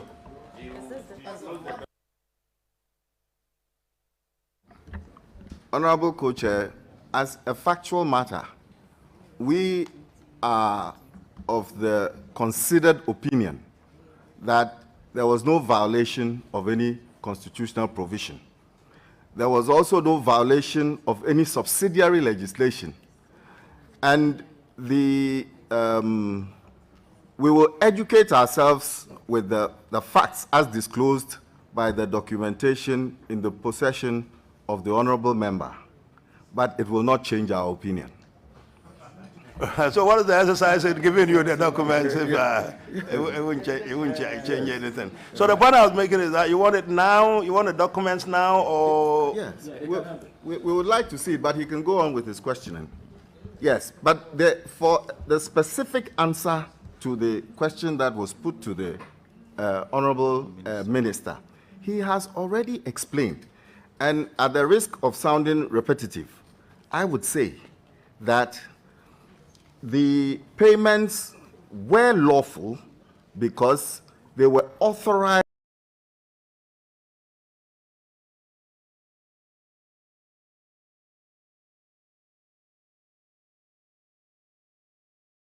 by an appropriation.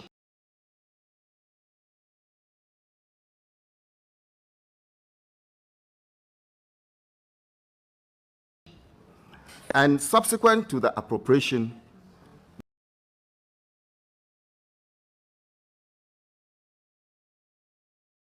the illustrated that point when he, as well as the current Qatar delegation. It's a similar situation. We would be hard-pressed to answer that question. That is well taken, Council. The fact that a violation might have occurred in 2014 doesn't mean that it cannot occur. It should not. That a finger should not be. No, please. That is an expression of their opinion.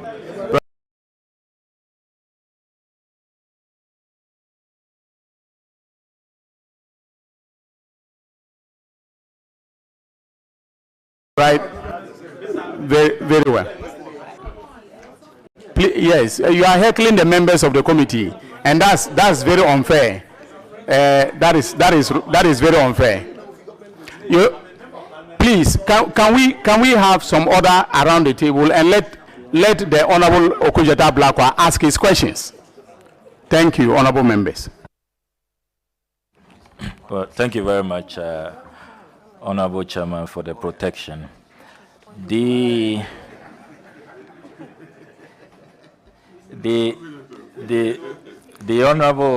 Honourable Minister for Finance is still proceeding strongly, and the contingency vote provided for under the Office of Government Machinery. Other government obligations, yes. I have asked the Honourable Minister to let us understand respectfully why, after you have done that, you did not report to this House, as has been the practice, because other government obligations, the Finance Committee and the plenary will approve all of these matters after, and then the new budget for the ensuing year will also receive subsequent approval. How is it that until we intercepted these documents, Parliament didn't know at all that apparently public funds were going into this project, contrary to the initial promises anyway that the Ghanaian people had been told?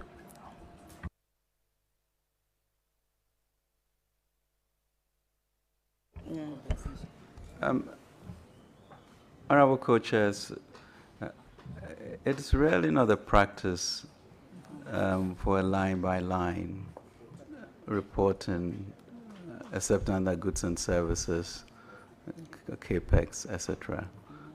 If it is a new approach that you would like to suggest, I think we'll consider it. I think my discomfort was the issue of constitutionality.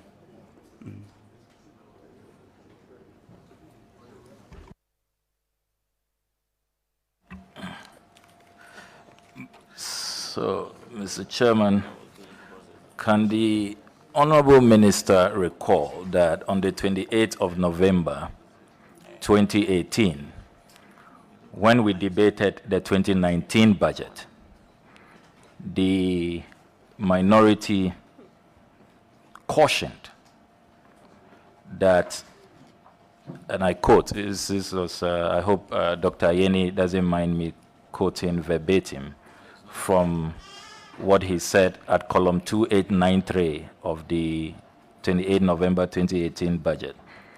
He said in the penultimate paragraph, quote, Mr. Speaker, I have reviewed the budget statement itself, and there is no statement whatsoever which relates to the National Cathedral.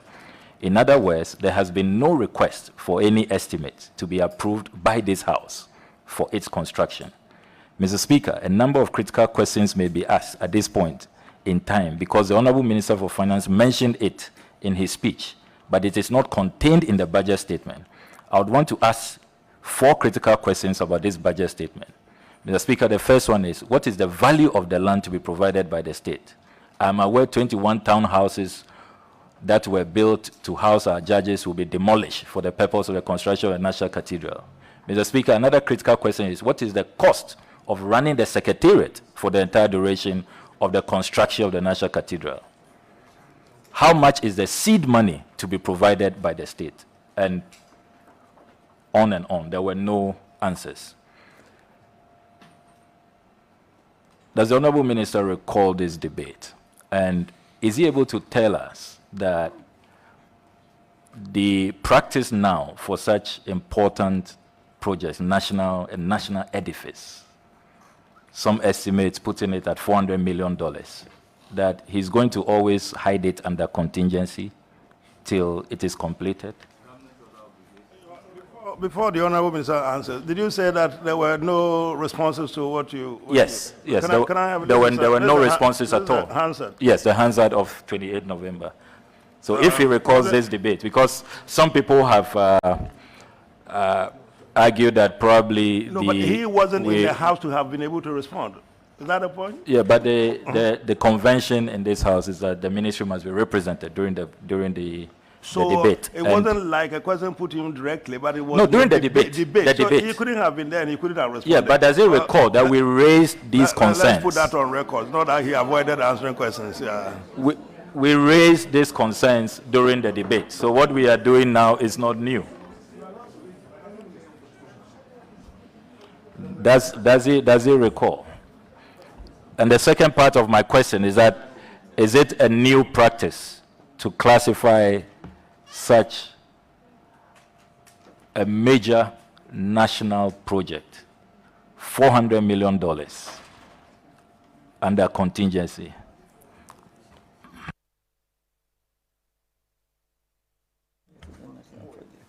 Thank you very much. Co-chairs, I think on Tuesday, we were very, very particular about the issues of particulars for this censure to make sure that we work within the remit. The question is one of constitutionality, which apparently we have been able to clear the air on. And now drawing us into a fishing expedition becomes a very difficult thing. I don't think we will be able to finish this. And if it's really a motion of censure of the finance minister, and it is these issues that are directing us to that, I think we need to be a bit careful. So we can certainly update Parliament at any time on these issues. But I think the people of Ghana should know very clearly that the issue of unconstitutional withdrawals did not occur, and we could have ensured that it didn't come. But in fact, I think Honorable Ato Forson, if you look in the Hansard, did mention something about contingency fund anyway. So I'm not sure the honorable member as to the issue of value of land, cost of the secretariat, how much seed money, is this a new practice? I'm sure we could have resolved these things outside of the ambit of constitutionality, which is what I've been brought here for. And that is a heavy, heavy charge. Mr. Minister, I think I keep on assuring you that the question of, we're not here to interpret the Constitution, we're not here to enforce the Constitution. If anything, we are applying the dictates of the Constitution. I think the point is settled. As far as I'm concerned, it's settled. It may be throwing in additional information, but for me, it is settled. The question was that some monies were taken for the purpose of the building of the cathedral. Unless, of course, there's a categorical denial that any monies were taken, then it's an entirely different matter altogether. But if it's admitted that some monies were taken, I think your point is that you took it out of a certain grant, a certain vote. I think you call it other government obligation. That's where you took the money from. You said that that came to Parliament for our consideration and approval. Well, wait a minute. No, I'm not debating you. Yes, I'm trying to make a point yes. That is the point that you have made. He says that, as far as he recalls, there was some discussion in Parliament along these same lines. You went there, so you'll be able to answer that question. We debated this and raised exactly the questions that he's raising about how much was involved, whatever the money is. Your point, as far as I'm concerned, it's what you made already, and that's what your lawyer said. So the constitutionality argument, it shouldn't trouble us at all. There are modalities. One second. This is the Constitution. To take money out of the government, whatever, Constitution provides for how it is done. That, I think, is the constitutionality he's talking about. The government, other obligations and whatever, they fall under the same law. And your point is made clear that this is how I took the money. So constitutional arguments don't come in here. My colleague Mesa wants to make a contribution. Mr. Chairman, indeed, I'm surprised at the... I keep talking about feelings of people getting surprised and getting... Because I'm very well. I'm making reference specifically to page 134 of 165, and then also page 135 of 165, where the Honorable Okujeto Ablakwa posed the question. And if you permit me, I'll read. He says, Mr. Ablakwa, Mr. Chairman, thank you very much. On the National Cathedral, Dr. Atuforsen indicated that Article 178 has been breached because there was no authorization by Parliament. I have heard some government communicators say that perhaps the Honorable Minister of Finance can come under contingency and do what he has done. Is that a view you share? Does the contingency fund under our constitutional arrangement allow an Honorable Minister for Finance to do what has happened in this case? And this is a response that Dr. Forsen gave. Mr. Chairman, thank you. I'm not aware that a contingency fund in particular can be used for such a project. The Constitution is clear on how the contingency fund can be used. For the Honorable Minister responsible for Finance to be able to use the contingency fund, he would need the approval of the Finance Committee of Parliament. You would recall that during the COVID-19 era, the Honorable Minister for Finance appeared before Parliament and got approval under the Constitution requirement on contingency fund. So clearly, the transcript from the first day of hearing suggested that some contingency fund process had been employed.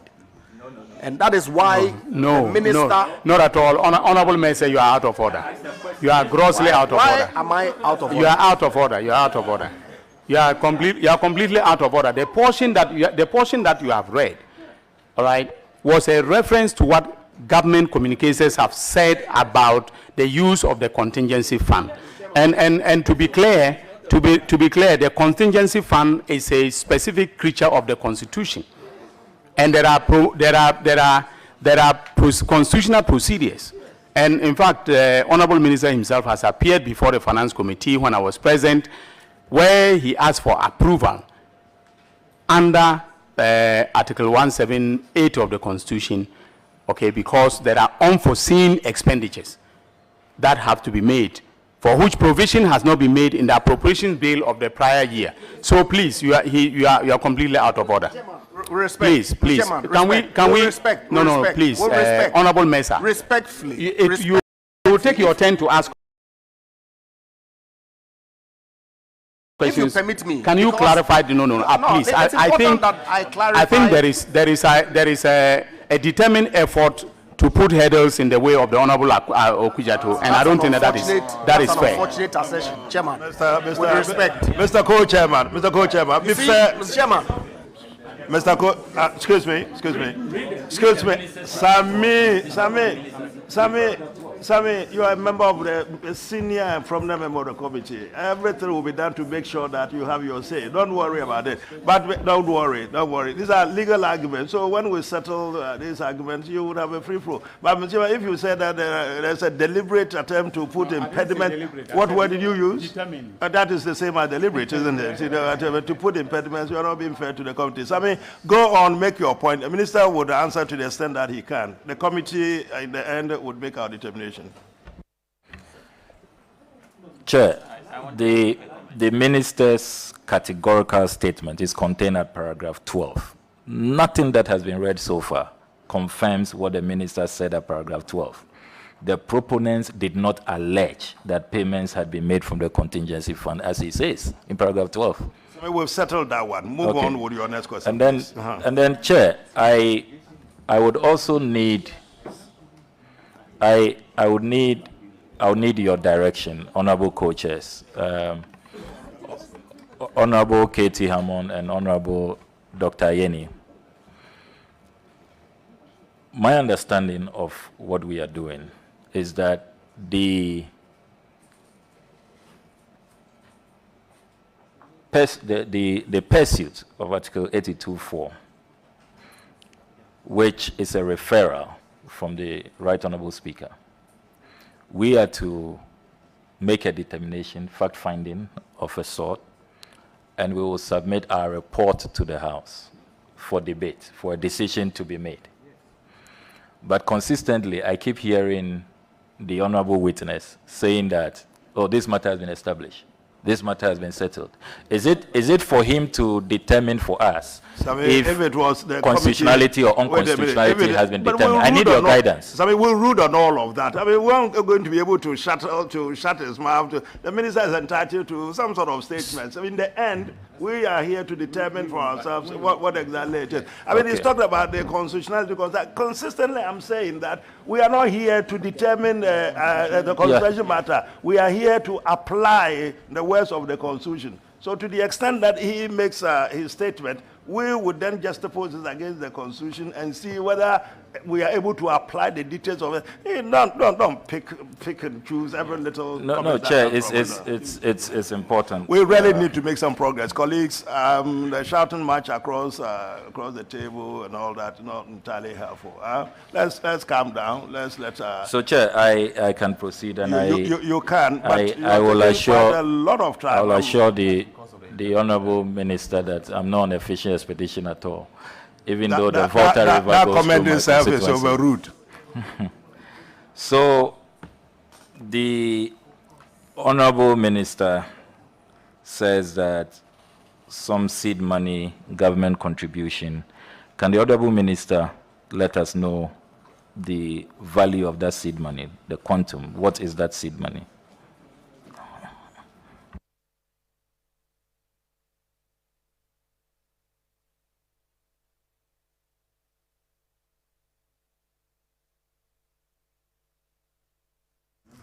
Most respectfully, Honorable Co-Chair, we are here pursuant to the motion that is on the floor of Parliament. And the context in which the Speaker referred the matter to this committee is clearly stated on the face of the motion itself. And as far as I'm concerned, the question just put is veering out of the context of the motion. And in what respect, Mr. Akwa-Sampson?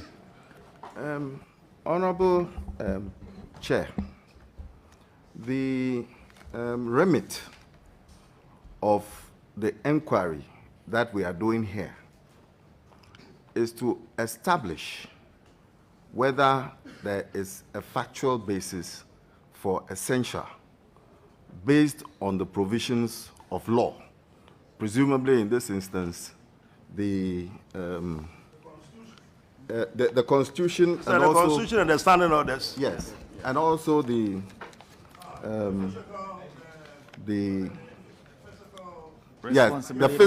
Fiscal Responsibility Act. Yes. You're right, the Fiscal Responsibility Act. Yes. Yeah.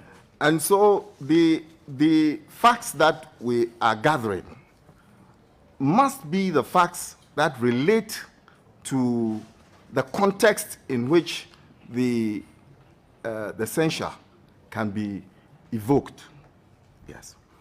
And as far as I'm concerned, the last question that the honorable member asked does not in any way advance that process at all, because it's outside the remit of the scope of the motion that is on the floor of Parliament. So, yes, I can understand. But we're going to make a ruling and move away from this question in a minute. Yeah, we would. But I understand the point that Sami was making. Sami is saying that, well, Minister, admittedly, some monies have been taken. He's got some warrant for whatever. He's got quite a bit of it here. Something has been taken. I think he wanted some clarification from him. He doesn't probably trust the evidence he has. So he's asking him, confirm, how much have you taken? Minister doesn't remember how much he's taken. He doesn't remember. We can move on. I mean, you have the warrant. And the fact is made that monies have been taken. Let's make some progress, please. Honorable, I'm here for, you had your hand up for some, okay. Mr. Chairman, mine is a response to the issue being raised by Council for the Finance Minister. The Council for Finance Minister brought a response, and in the response, he is stating categorically that some payments were made towards the cathedral. So if a member of the committee wants to know how much payment was made, I do not think he's derogating. Colleague, that's the matter that we moved away from. Yes, he wanted to say something. Chairman, I think we are wasting too much time on this. The Constitution makes an exception for withdrawals from the Consolidated Fund under Article 1781B Roman 1, with your permission.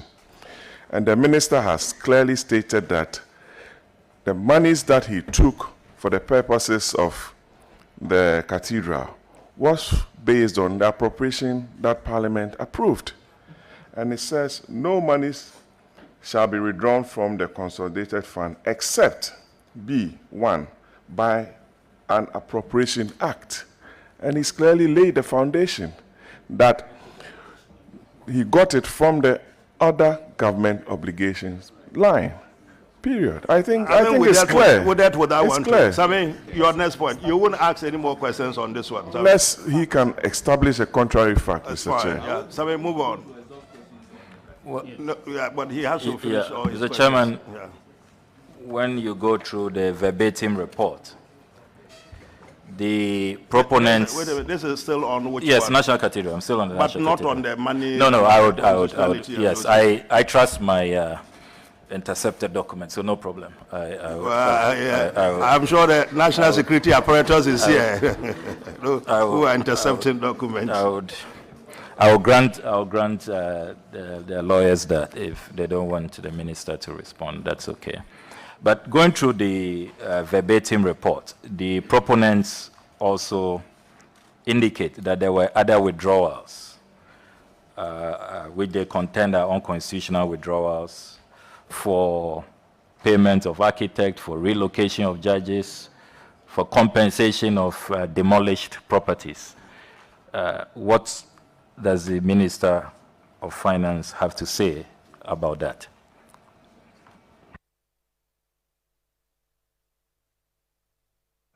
I mean, are we not revisiting the same point? Wait a minute. The point is that he's taking some money. Yeah, he's taking money from wherever it was taken from, for all the allied matters related to the cathedral. So what is it better? To what? Agree to what? Can he confirm? Put the question. Does he agree to which one? Can he confirm they were those withdrawals? Have you not shown us this document? This one. Compensation. The architect is not about the cathedral. Council, we just want your client to confirm if these withdrawals took place. That is a yes or no answer or an explanation. So that is there. Honorable Chair, Honorable Co-Chair, sorry, my apologies. We do appreciate this, but we seem to think that this question is related to the overall questions that was posed in relation to the cathedral project. So it appears that we are revisiting the same questions in various forms, and that is our concern. We seem to think that the Honorable Minister has answered. Council, with all due respect, I think, welcome to the world of Parliament. Thank you, Honorable Co-Chair. You probably are thinking that you are before the Supreme Court justices. No, this is not a judicial setting. Not at all. Yes, so in Parliament we ask follow-up questions. So allow the honourable member to ask his question. Your client is entitled to, answer yes or no, and then we can proceed. Very well.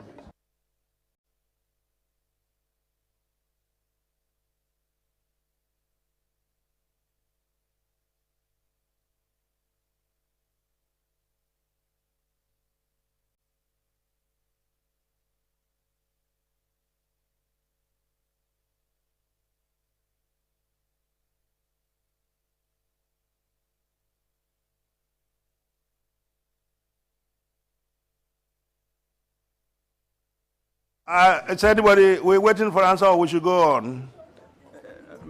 Mr. Chairman, sorry, say it again.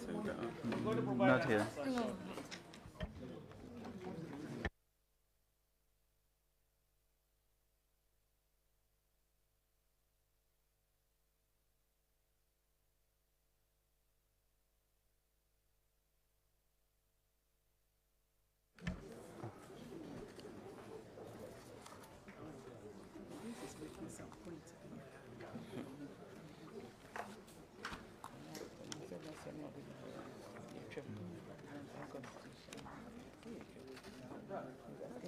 Honourable Minister, are you ready to answer?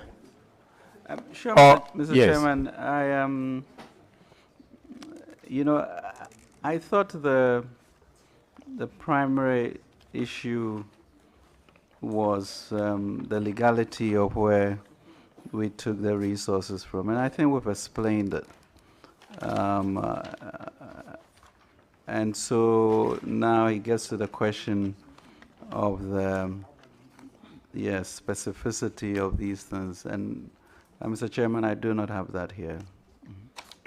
Very well. Honorable Ablakwa, do you have any further questions? And then we can move on to other members of the committee.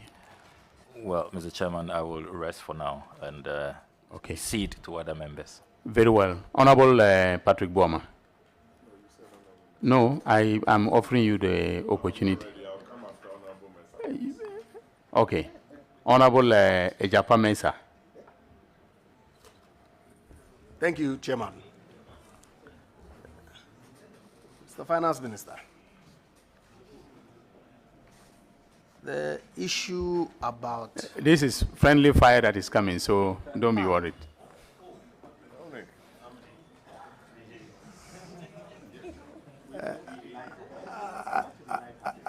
I suppose that, yes, it will be friendly fire because I don't believe that people should be hanged for acts that they necessarily have not committed. And so it's important that it's friendly fire. So, Finance Minister, the issue about contingency vote and contingency fund,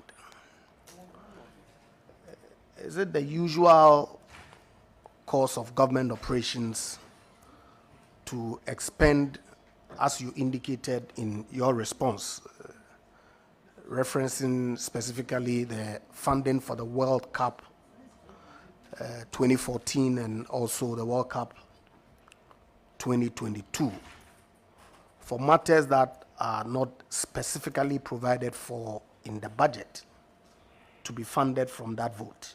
Is it the usual course of government operations to do that?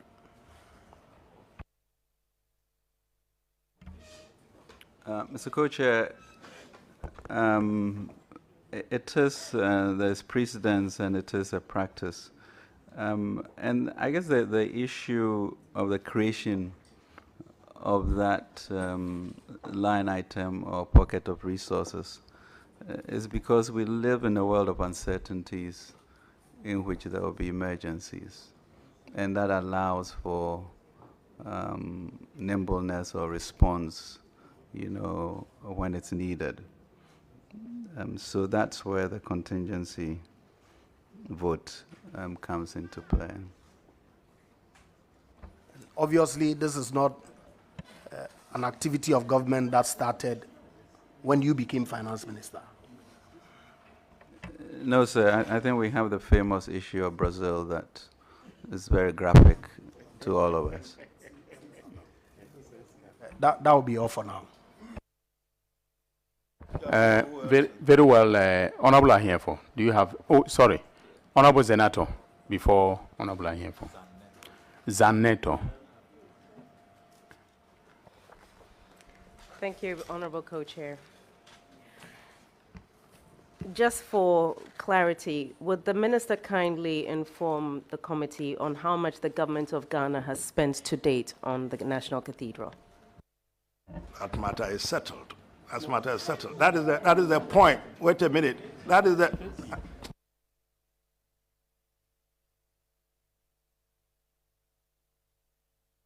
Wait a minute, please. We are here for a purpose. We're not going to be repetitive. We're not going to repeat that. The matter that we got bogged in with Sami was the question of how much. Has this been paid here? Has this been paid here? He said, I think we were here, we heard him clearly, that, well, he might not be able to recall exactly how much has been paid in total up to the... He made that one clear. And your question again is that, well, can you tell us how much has been paid?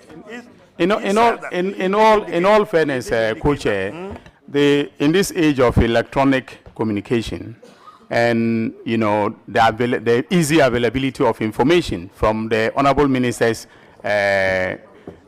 ministry, the sum total of the expenditure to date can be put together easily. I'm sure Eva, can do that, retrieve that easily from her phone. So please, it's a fair question. For the purpose of this well, for purposes of getting, the minister to answer the question.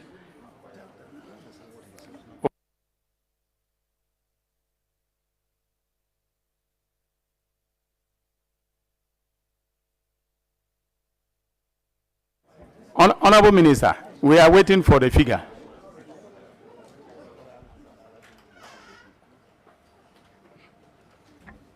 Honorable Co-Chair. Yes. On behalf of the Minister, you would recall that on the first date... Honorable, sorry, Counsel. Yes. Are you raising a legal technical point? I am raising a point which, in my considered opinion, will offer appropriate information. No. You cannot testify before this committee. I'm not testifying. If you want to testify on behalf of your minister, your client, then I'll let there is in the clerk swear you in. I don't have a problem with that. Or you want to be sworn in? I don't want to be sworn in. If I were to be sworn in, I will be a witness of truth.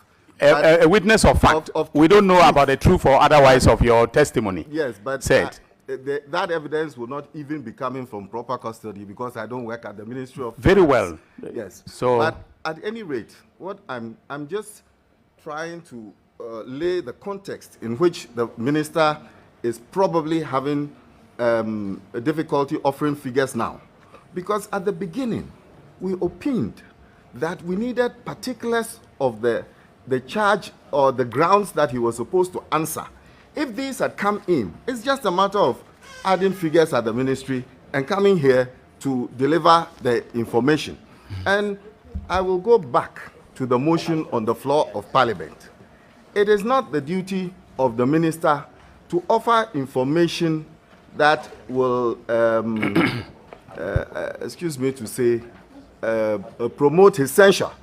The promoters of the censure motion, they should have collated all this information before they came here. Council, so it's a very simple matter of the minister saying that I do not have the figures. Exactly. This committee will not reject that answer as inappropriate. Yes. I don't know why. I think he has yes, said so that. yeah, if he says he doesn't have the figures, no one is going to compel him to produce them. Yes, Honorable. No, is that on a point of order? Yes, Chairman, with due respect to Council, this matter crop up regarding furnishing the minister with particulars. This committee has taken a decision that after the evidence of the proponents, there will be a transcript furnish the finance minister. And that has been done. And some figures has been alluded to in the transcript. So I do not sit down here and have the feeling that regarding the transcript, there is any element of surprise to the minister. So if the minister, upon receipt of the transcript, is still maintaining that he is not aware of the figure, we'll take that as an answer. So let us point him to the page where that particular figure is, and then let him comment on it. My friend. No, it's okay. The minister is entitled to answer his question, and then. Yes.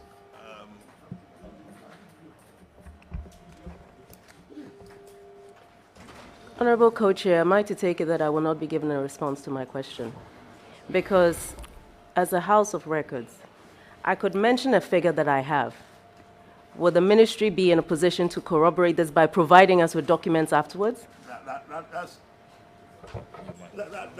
think it's a better approach. You got the document like Sami had something. You know, you want to flash it at him and you want to seek clarification of that. We have no difficulty with that. But to ask based on the total number I have so far, the amount that the government of Ghana has spent so far on the cathedral is $199 million, US dollars. I beg your pardon, US cedis. I beg your pardon. Ghana cedis. No, the amount of money spent by the government of Ghana to date is 199 million cedis. I corrected myself. May I? Is that correct? And will the ministry be in a position to furnish the committee with the figures to either corroborate or otherwise the amount of money government of Ghana has spent on the National Cathedral to date? Mr. Co-Chair, we will be able to in due course. Very well. Thank you. Co-Chair, the minister mentioned in his response on page 7 that the money was taken from what he referred to as a contingency vote. And my question is whether all the approved amounts have found expression in the budget subsequent to that, because usually this is an emergency or an ad hoc, but this appears to be an ongoing expense. Has this found expression anywhere? Has this found expression anywhere in the budget, in subsequent budgets that the minister has presented to the House?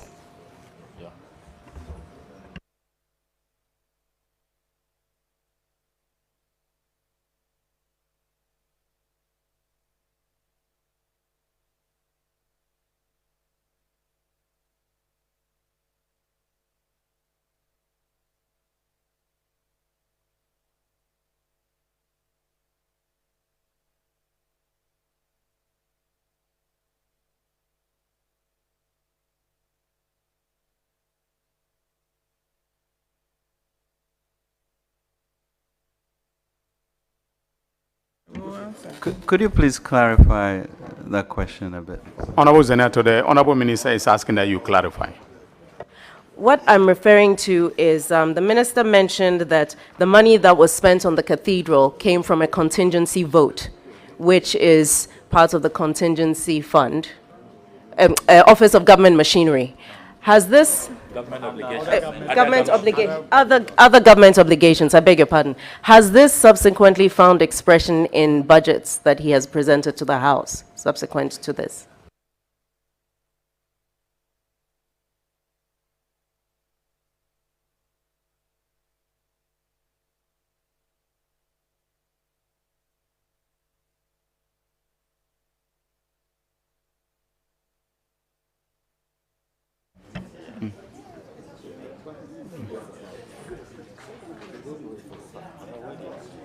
Um, Can I say something?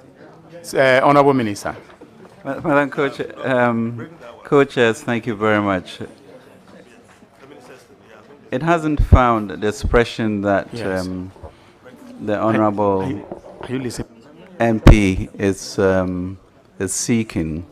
But I think when we look at the Auditor General's opinion, Attorney General's opinion, I'm sorry, we should, in the ensuing years, as we stabilize how the funding will come, it should be able to come through that entity. So yes, no expression has been found as we speak. But given the opinion, I would imagine that's where it would happen. Yes. I was given a new document. Okay, very well. Given that you clearly stated, Co-Chair, given that the Minister clearly stated that the information on the cathedral on page 9, I beg your pardon, in the new document on page 8 of the Minister's response, 18I, where he refers to the announcement of the establishment of the Board of Trustees and the Secretariat for the Castle, I beg your pardon, Cathedral, II, the approval of the groundbreaking ceremony, III, and then also the letter of intent signed, and then in IV, the announcement of the expansion of the cathedral project to include a Bible museum. For me, the question I have is, given that all of these are so clearly stated, can the Minister provide information or a bit of clarity to the committee why the amounts that were spent on the cathedral were not outlined as clearly as all the intentions and ceremonies that went along with the committee, with the cathedral, I beg your pardon?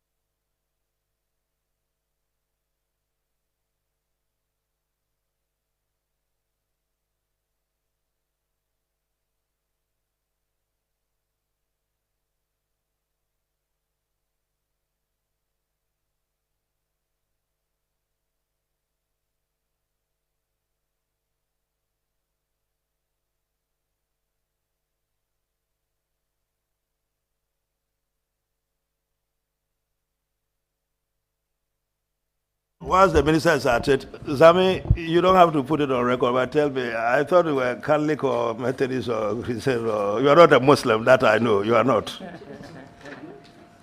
Neither am I anti-cathedral, but you know No, that you know that in the Bible, in First Chronicles, Mr. Boche, in First Chronicles, the Lord stopped David from constructing a cathedral for him because he had shed blood. So when it comes to the house of God, God wants us to proceed in holiness, in purity, in cleanliness, so, but to edify you haven't and to answered glorify my Him. You haven't answered So, are you Methodist? No, I know where you are headed to. I'm not atheist. I'm not a pagan. This strategy. Honorable Ablakwa, I think you've made your point. He's, in fact, the chairman partially out me. of order.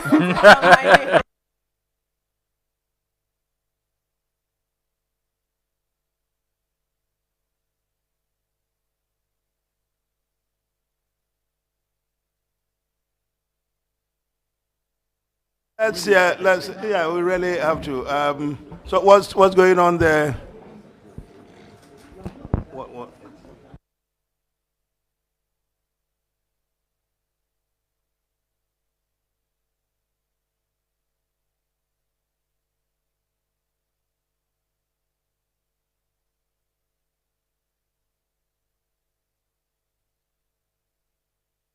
Mr. Co-Chair, I did mention the Attorney General's opinion, which now is going to reside all of this with the Museums and Monument Board. and will therefore, in the ensuing representations to Parliament, hope be a lot more specific as to how the financing would be done. Yeah, that's a fair answer. Please proceed. Are you done with your questions on the cathedral, so we can make some progress?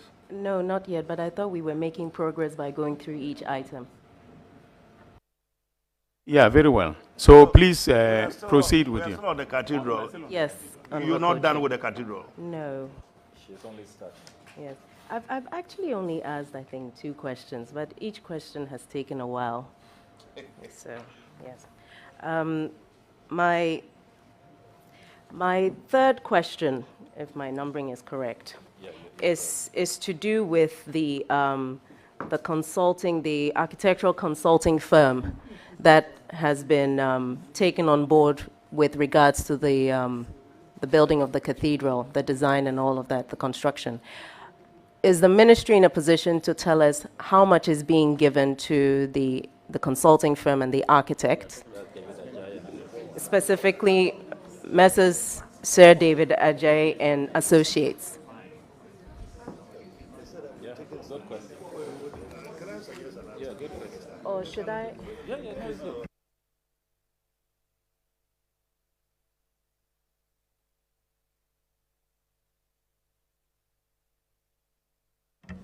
Mr.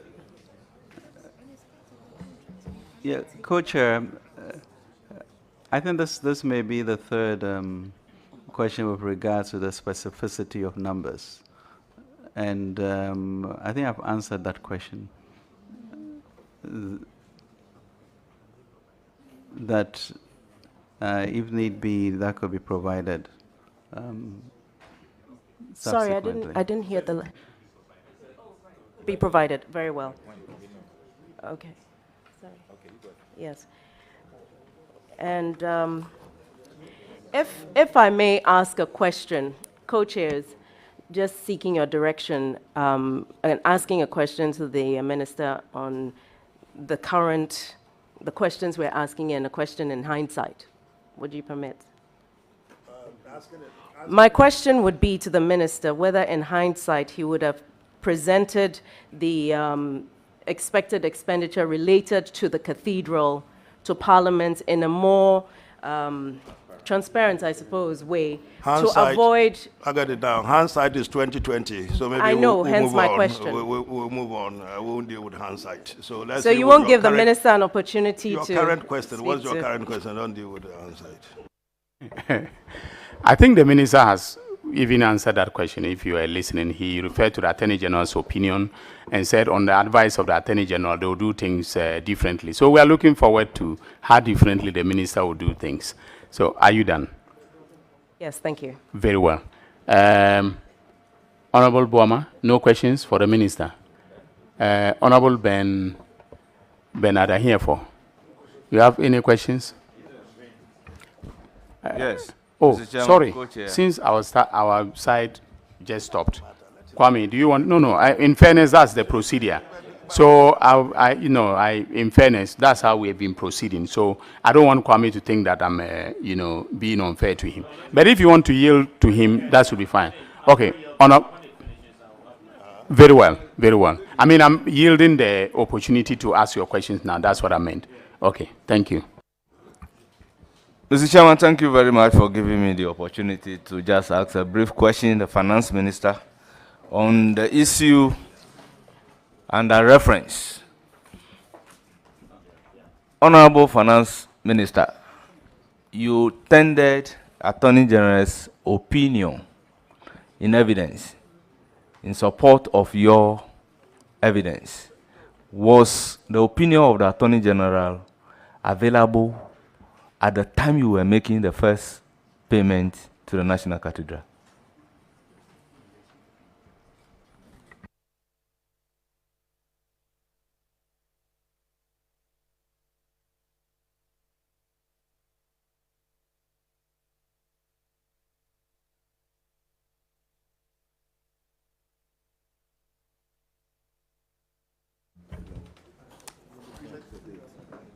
Yeah. Mr. Co-Chair, opinion was in 25th March 2022. So when was the first payment made? I'm sure it was way before that time. As you know, we cut short somewhere 5th March 2020 or so.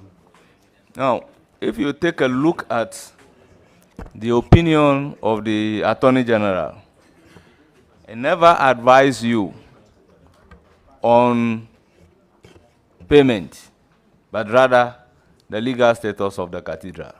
Sure. Is that correct? That's correct.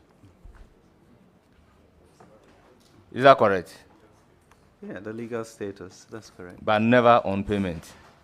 Not that I read any here, but once you have a legal status, it informs the direction in which you will take. Which I disagree. Chairman, thank you very much. Very well. Honorable Kwame Nyimedu. Thank you, Mr. Chairman. I have only one question. Minister, it is true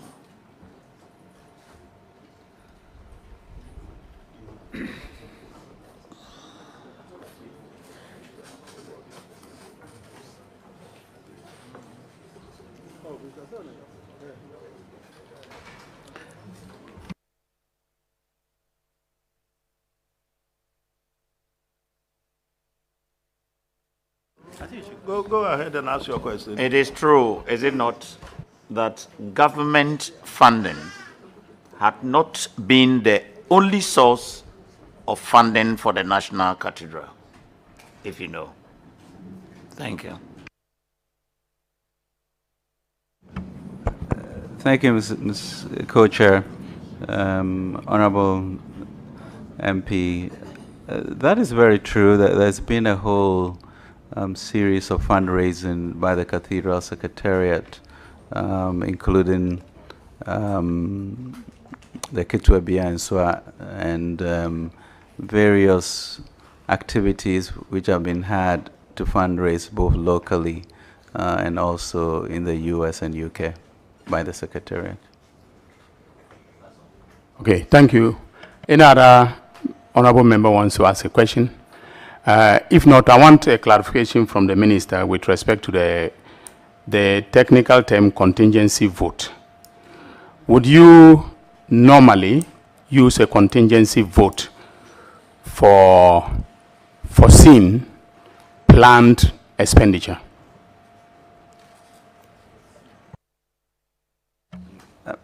Mr. Co-Chair, the issues we deal with in finance are numerous and complicated. There may be a foreseen expenditure, but there may be an emergency payment that is required. So, I mean, I'm not sure that I can be very helpful of that. You announced the construction of the National Cathedral in the budget of 2017, is that correct? Or 2019, sorry. Yes. Yeah. That's correct. So clearly, it is something that your ministry anticipated would be the subject matter of some government expenditure. Possibly, Mr. Co-Chair, there was also vigorous efforts on the part of the Secretariat to fundraise. That is not. I do understand, and if I have the opportunity, I'll give you a check for that. But can we concentrate on the public resources that you are deploying for the construction of the cathedral and the approval processes? So what is the question then? Yes. So the question is, at the time that you announced the construction of the cathedral, you clearly anticipated the deployment of public resources towards its construction, didn't you? We did indicate the issue of government support with regards to the land, the secretariat, and seed money. We did. And in subsequent budgets, you came under other government obligations in order to utilize public resources for the construction, right? That's correct. Would you describe such as a contingency vote? Would I describe? Yes, because if we accept your position that the resources were allocated under other government obligations, all right? So let's take, for the sake of argument, that they were allocated under other government obligations and approved. They were taken from other government obligations. That's very different from. Well, there was a vote of an envelope of resources approved by Parliament. So the animal called other government obligations was approved by Parliament. Sure. And there was an envelope of resources, available under other government obligations, right? Yes, sir. Okay. And the resources for the cathedral were then taken from other government obligations. That's it. Right. So my question is, would you still describe that as a contingency vote? Since you planned ahead, the envelope of resources was predetermined, wasn't it? It was predetermined, Eva Mens. Yeah. It was predetermined because that line item certainly had a figure that Parliament approved. Sure. No. Are you saying, no, please, Kwame, you had your turn. Are you challenging the chair? No, wait a minute. Wait a minute. When a chairman is making a point, I think it's fair for us to listen to him. When there's a difficulty, we would try and. No. Wait a minute. One chairman is making the point. Co-chairman is making. Yeah, sure. So let me finish. When he. Go on. Ask your question.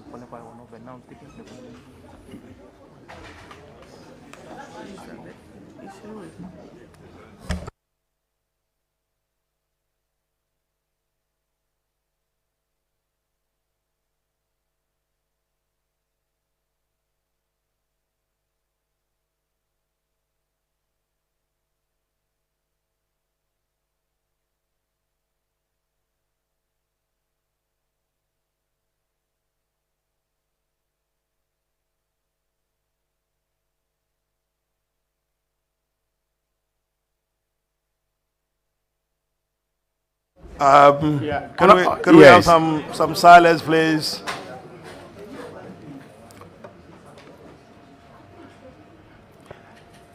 Yes. Honorable Dambocho, you want to answer the question? No. Co-chairman, all right. Mr. Co-chairman, I think we'll come back. You won't be asking any more questions on cathedral. No, you ask other questions in relation to other matters. But you are done with your questions, aren't you? Yes, I'm waiting for the answer. Whether there was a figure. Whether there was a figure for other government obligations. Yes. There will be figures for that. Very well. Thank you. Yes, cathedral matters over. No. We are 2 o'clock. Usually we look at 2. All right. So we dealt with the first segment of it, which is cathedral. Concluded with that. I think it's been suggested that Minister might want to take a break. Not so much about us, but the Minister himself. We are open. You want us to do 3 o'clock before we have break, or you want us to... I think we should take a 1 hour break. Sorry, Mr. Boche, what are you saying? Council... No, in terms of break, council has no say. No, let's break. Okay, different matters. Honorable co-chairs, I think we'd prefer to do an hour more before we do take a break if necessary. Prefer to do an hour more before we take a break if necessary. Some of us can sit into 6 o'clock without... no problem. So will the minister provide lunch? Where should be providing him with lunch? He has visited us All right. That's a joke. That's a joke, please. So I will Yes. start the next round. Next question. The question is in respect of which one? The next one is it the physical recklessness?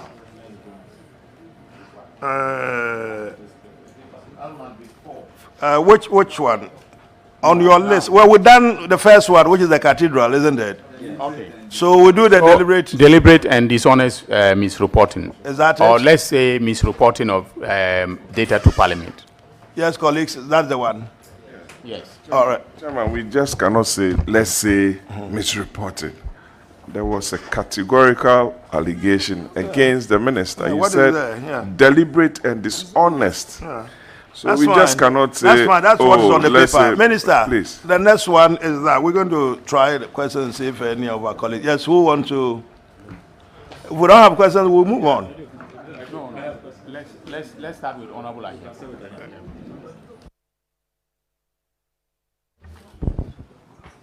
Mr. Chairman, thank you for giving me the opportunity to start on this subject matter. That's deliberate and dishonest misreporting of economic data to Parliament. Mr. Chairman, my question will come from the transcript. There was an issue that in 2018, you have reported a fiscal deficit of 3.8% to GDP. And deliberately and dishonestly, you excluded an expenditure of 9.8 billion. And if that 9.8 billion is included in the deficit accounting, the total deficit would have been 7.1. What do you say to this? What are you looking at? Which page? I take it that you are reading from the. Yes. Which page is this? No, I just frame it from. Yeah, but where is the summary of it? Is it at? Oh, you don't remember exactly which page? Yes, I don't remember the page, but you can check from page. Well, I'm looking at 37, 35, 36, 37. So if that's what you're talking Yes, about, yes, okay. Yes.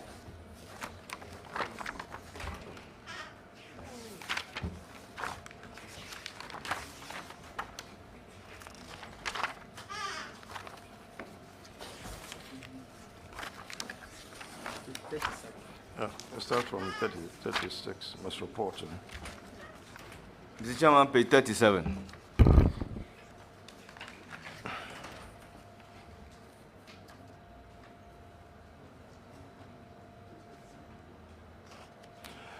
The question of misreporting in our transcript starts from page 36. I runs through 37, 38, and I think to 39. So if you have the transcript, you can have a look at those pages. But you don't need to rely on the transcript. The question, I think, as posed, it's clear. Can you repeat the question for the, yeah.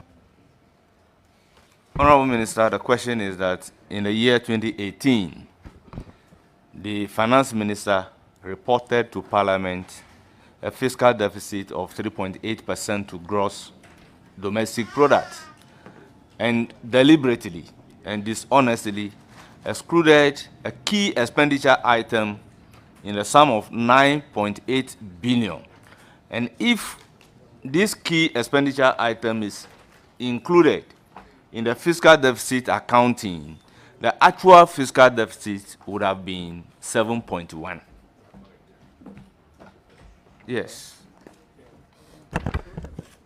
Mr.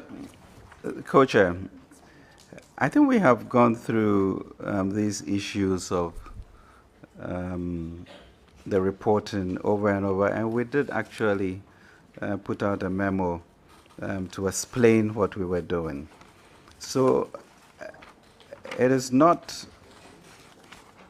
dishonest, deliberate misreporting, and that we always, if you look at some of our budgets and our appendices, you clearly see the line which indicated what was above the line, and also what was below the line, which typically, at least since we came into government, have involved the issue of energy expenses and the FinSec banking cleanup that we did. Now, the question of treatment is what we are talking about. And the treatment that we're using was not illegal. Did the number get exhibited? Of course it did. But if that's our treatment, that is our treatment. And the treatment was not illegal. So, should I take it that the key expenditure of 9.8 billion was treated below the line? Mr. Co-Chair, the expenditures on energy and FinSec were huge. There is no question that if the previous government had taken care of the AQR, we would not have been in that situation. Whatever it was an extraordinary expenditure. It was one time, and that is how we elected to treat it.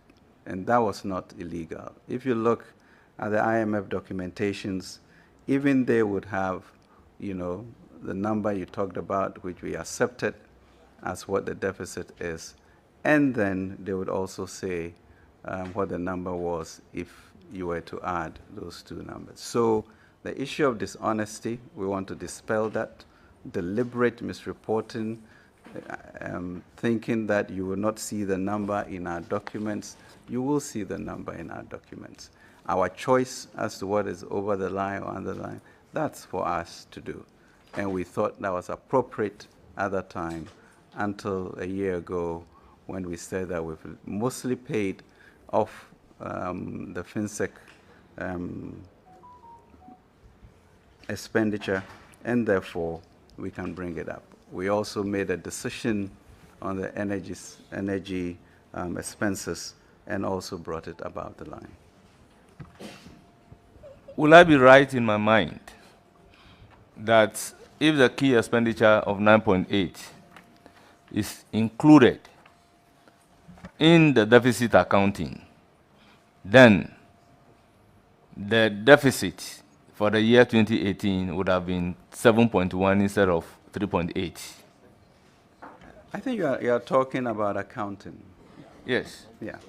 Okay. And accounting has various treatments. Very well. And those are not illegitimate. Okay.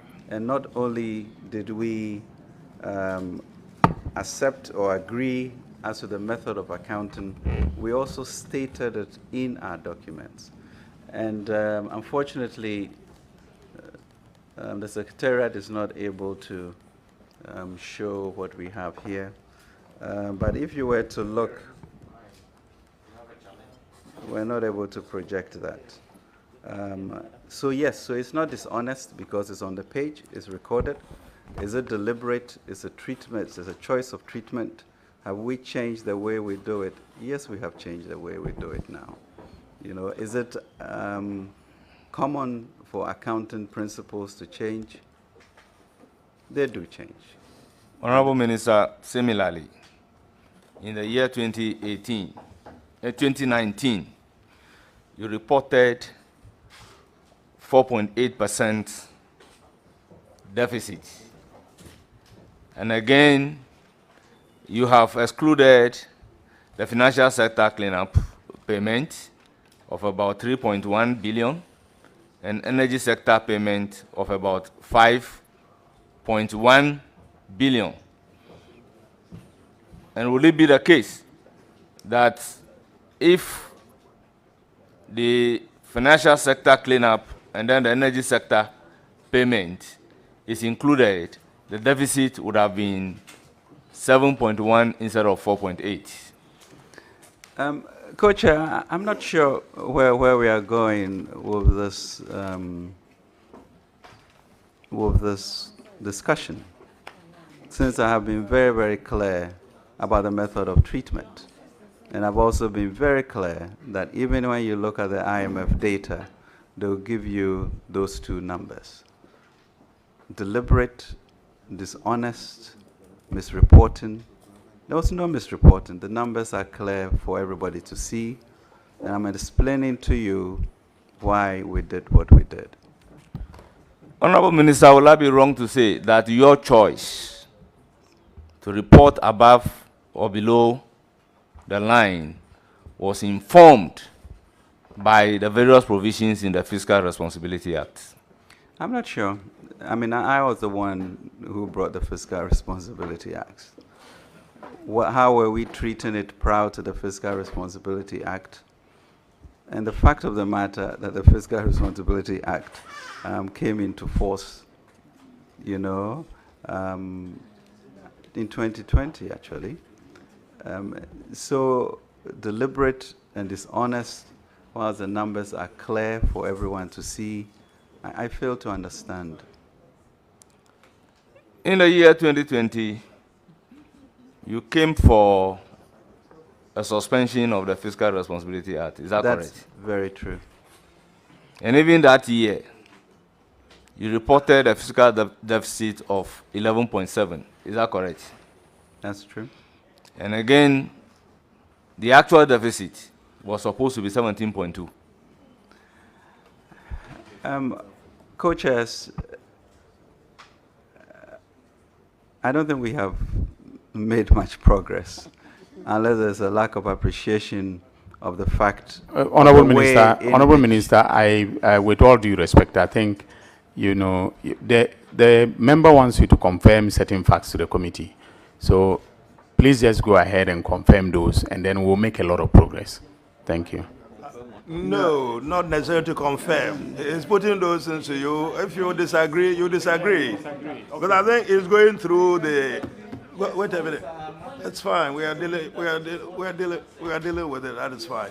It seems to be going through what was stated by Atto in this proponent. So it's putting them to you. You agree, you agree. You don't agree, you don't agree. Nobody's hanging the issues around your neck. So I have made it very clear that the issues of the FinSec and the issues of energy were treated below the line.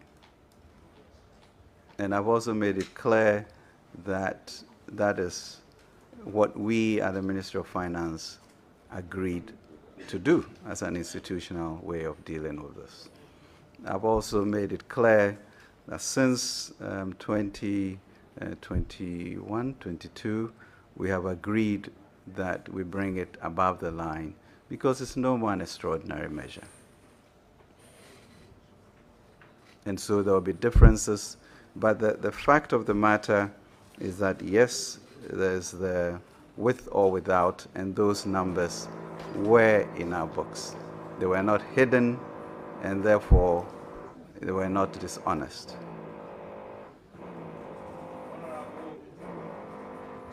Finance Minister, I'm now coming to the year 2021. The deficit reported was 9.2%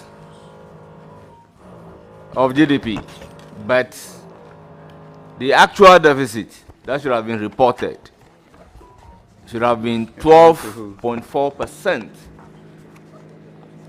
of GDP.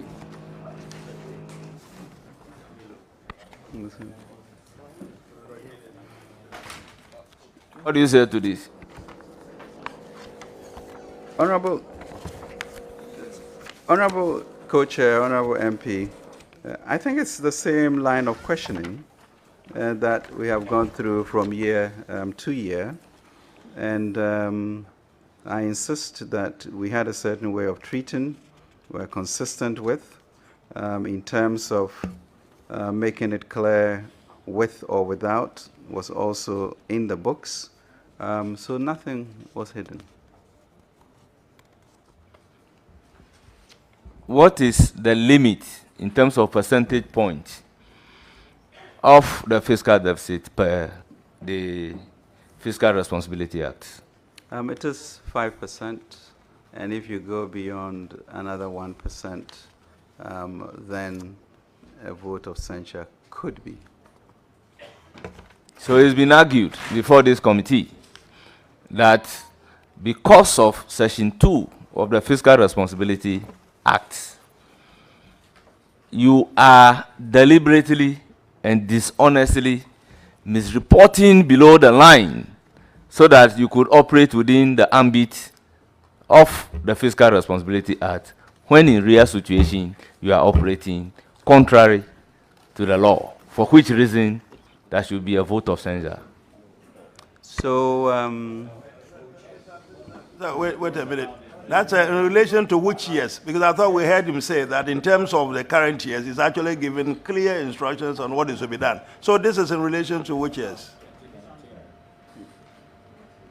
Mr. Co-Chair, I started from 2018.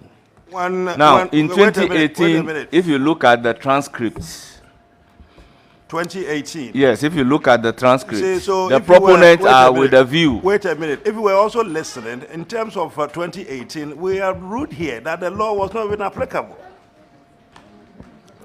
Chairman, Co-Chair, probably that would have been your interpretation, which is different and distinct from the view.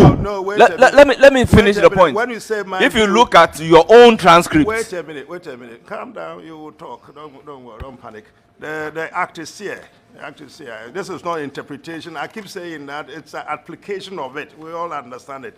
The matters occurred before the 28th of December 2018. The law came into force on the 28th of December 2018. And you're talking about 2018 matters prior to that. So, no, he said, you heard him. He said that in terms of 2018, and I retorted by saying that in terms of that would already have ruled on that, not applicable. So you can make progress by moving on to 2019. Mr. Co-Chair. Yes. In fact, if you listen to the proponent, they are of the view that as at 31st December, the law was in being. That is their argument, and it is for the committee to make that particular determination. You are a member of the committee. We are telling you that statement made that. But that is what you are saying. I may take a contrary view. That my contrary view should inform the question that I should ask. You seem to be a member of the. You seem to be a member of the committee. No. Honorable Co-Chair, I believe strongly as a committee, we have not taken that particular decision that the Fiscal Responsibility Act is not applicable as at 31st December 2018. We have not. Have you had opportunity to peruse a copy of the? Have you had a copy of the? So we'll come to that particular determination. If that determination is made, that is fine. And I also mentioned, as a lawyer, I know that once the law has been assented to, it takes effective from the date of the assent. So therefore, what the committee must look at is that this particular law, when was it assented to? Is it before or after? Now somebody is talking about 28, somebody is talking about 31st. That is why I am of the view that these are issues. That's the law. The law is here. Yeah, let him have it. Yes. And somebody is talking about us at 31st December 2018 and move further to establish 2019. Honorable Ahiefo, you made a point about 2019 and subsequently. 2019. Can you rephrase your question in respect of that and then let the Honorable Minister answer? The proponents are of the view that deliberately and dishonestly, the Finance Minister is misreporting just to circumvent the law per Section 2 and Section 4 of the Fiscal Responsibility Act.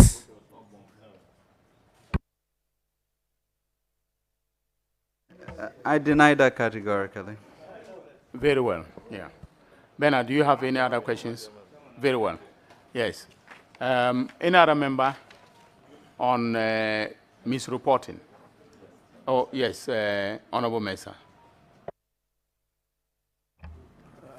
Mr. Chairman, just a quick glance of the dictionary meaning of misreport. It says to give a false or inaccurate account of. As Finance Minister, is it the case that you have given a false or inaccurate account of any financial statements to Parliament as is being alleged? Co-chairs, Honorable, no. Finance Minister, I read from your written response that these deficit figures, both with and without, were actually reported in the financial statements that you reported to Parliament, correct? That's correct, sir. And that is the same reporting that you report growth with and without oil, correct? That's correct. Now, your reporting on growth, if you are accused of misreporting when you quote your growth figures without oil, would that be accurate? That would be completely inaccurate, sir. And if you report your growth figures with oil, would that be misreporting? I will not be misreporting. Thank you very much, Chairman. Very well. Any other member? Yes, Honorable Blakwa, and then we'll take Kwame. Honorable Yimedu, and then Honorable Zanato. Thank you very much, Honorable Co-Chair. I want to find out from the Honorable Minister why he consistently pursued the path he pursued until April 2020. And this is after we had raised concern about his style of reporting. He was quite consistent about pursuing on that same path until April 2020, when he had to put in an application to the IMF, a copy of which I have here, request for disbursement under the Rapid Credit Facility for $1 billion. How does he explain the two different scenarios? In Ghana, consistently, even though the minority had raised it, he wouldn't budge, he would not depart. But suddenly, when he had to apply for $1 billion from the IMF, he changed the methodology from the IMF documents I have here. How does he explain the sudden change in his philosophy and his methodology? Thank you very much, Co-Chair. I think we come back to the issue of whether these two numbers, with or without, have always been available to all. And if you look at the 2021 IMF Article 4 report, you can see very clearly the with and without. So I'm not sure about the question of a turnaround or anything else that Honorable Member may be alluding to.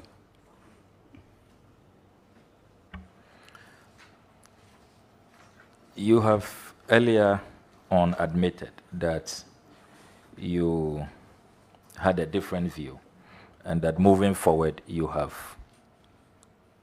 changed that view. But I am saying that based on the evidence available, the records we have here, it appears that the $1 billion application to the IMF is the cause for that U-turn. Are we right to come to that conclusion? No, the IMF always had both with and without. Yes, and the IMF country director said publicly that they disagree with you, your handling of the below-the-line items. Dr. Mama was clear about it. However, on the 6th of April, you seem to now align. Was it because there was $1 billion at stake? Honorable MP, as I mentioned, those numbers have always been available to the fund, to us, in our budget, to Parliament. Honorable Co-Chairs, how does the Honorable Finance Minister respond to the assertion by the proponents that we are where we are now, the debt distress status, the crashing out of the international bond market, and all the downgrades we are suffering from rating agencies because of this, what some people have called creative accounting, that it hid our true picture, our true financial situation. And that is why we are where we are now. How do you respond to that? Honorable Co-Chair, we want an explanation of the expression creative accounting. All right. Creative accounting, where the IMF clearly states that they disagree with your kind of accounting, and they oppose the items that you treated below the line. That is how I am defining creative accounting. So IMF didn't use the word creative accounting. Yeah, those are my words. Well, can we stick to the exact words used by the IMF then? Yeah? I can withdraw creative accounting. The question still remains that your style of reporting, which we contend strongly and forcefully that is misreporting, is what really hid our true picture and created a certain false sense that this economy was robust. That is what has brought us to where we are, according to a lot of pundits and analysts. I want your views on that.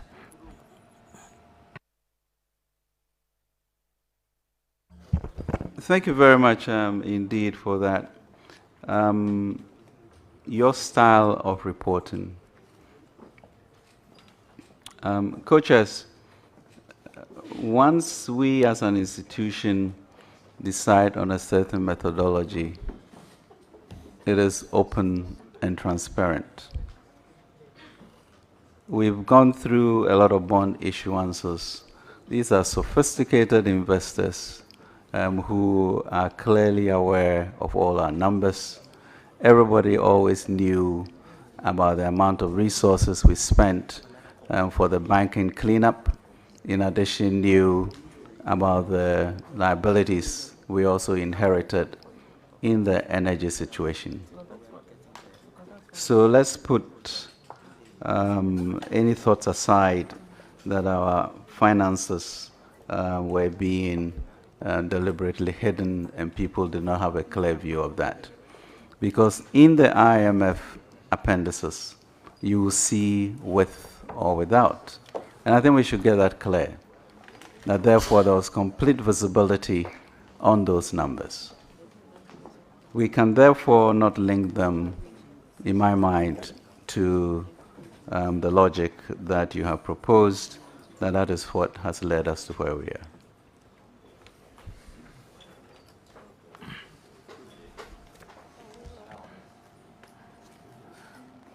Finally, Mr. Chairman, on this specific ground, the IMF insists that the decision you took, your style, your approach, deviated from international best practice. How do you respond to that? I'm not sure, with due respect, co-chairs and honorable member, that is a fair characterization of how interpretation of treatments are, especially when the institution you allude to also records those numbers. Actually, have they said that? Have they made the point? I need to be sure. Have they made that point? Where do we find that? Yes, it's page 9 of the 2019. it's in the 2019 staff report. 2019. Yeah.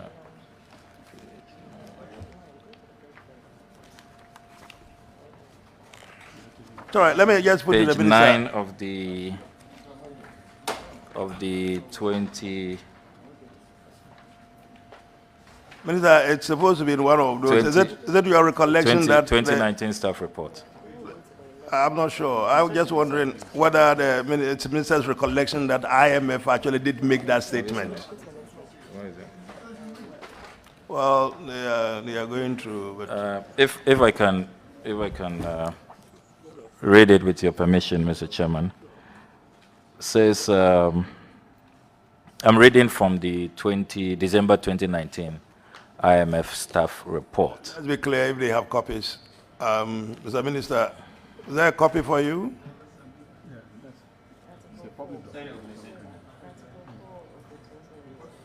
Which page are you reading? I'm reading from page 11, paragraph 16. 2019, page 11, paragraph 16. Paragraph 16, yeah. Under public financial management, it says, the fiscal rules could be further strengthened, box 1. About 2.8 percentage points of GDP in financial and energy sector costs, financed in part through ESLA bond issuance, were recorded below the line in the 2019 budget because the government considers the financial sector cost as one-off and energy costs as debt amortization. Best international practice, emphasis mine, would include these transactions above the line as they reflect either direct government obligations or government transfers to SOEs. In addition, spending on roads, cocoa board, and potential infrastructure collateralized on bauxite export, Sino-Hydro, should be recorded in the central government budget.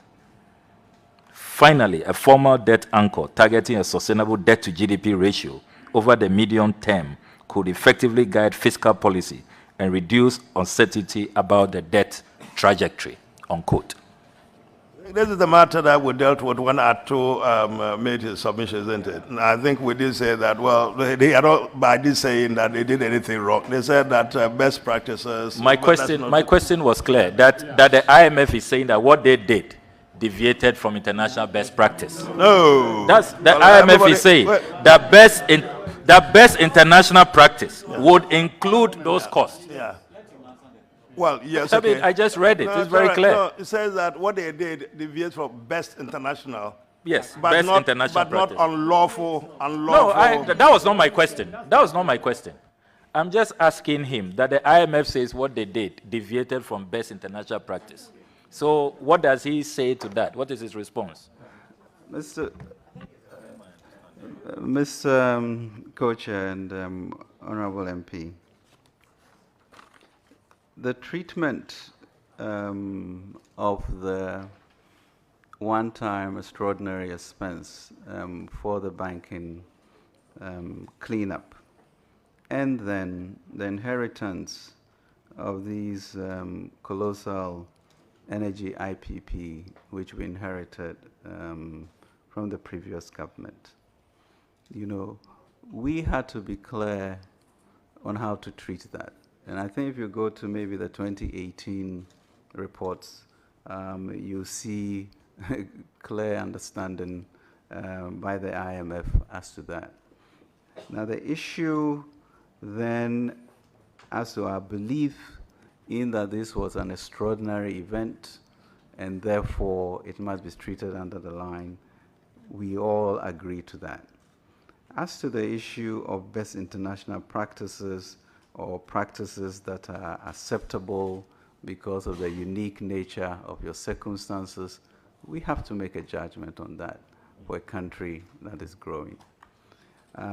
With that regard, it was those same numbers that we then use effectively to be able to also go to the international markets. Okay, fiscal treatments, acceptance of liabilities, and how to ensure that you are able to finance your budget, get appropriate resources to go forward. Those are all considerations that we have to make. So I wouldn't really, with all due respect, make a judgment on the way in which we as a country or the ministry decided to treat this. And now we are getting out of that situation and therefore changing the way in which we do our treatment.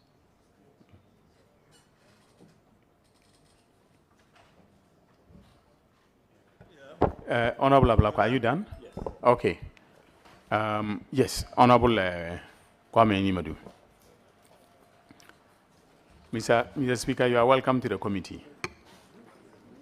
Thank you, Mr. Co-Chair. Right, Honorable Speaker, I'm welcoming you to the committee. Thank you. Honorable Minister, is it true?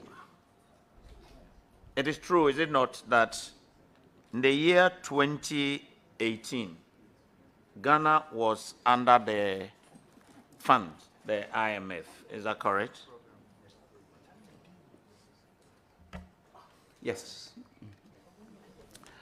The proponents of this motion have actually made a statement here, and I would want you to clarify it. This is found at page 37 of the first day transcript. And the second paragraph, Honorable Ato Forson says, and I quote, with your permission, Mr. Chairman. Mr. Chairman, again, section 2 says that the primary balance must always be positive. So if a minister breaches it by 1 percentage point, then obviously the vote of censure may trigger. What we have seen is that over the years, even though the minister responsible for finance has been presenting some economic data to Parliament, in the year 2018, Mr. Chairman, we can see it from the presentation projected on the screen, which he did, that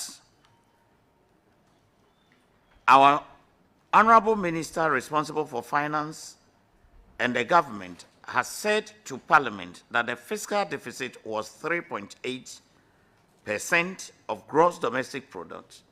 In fact, in the year 2018, the reason why they said it was 3.9% of GDP was that a key expenditure worth 9.8 billion was excluded from the fiscal accounting.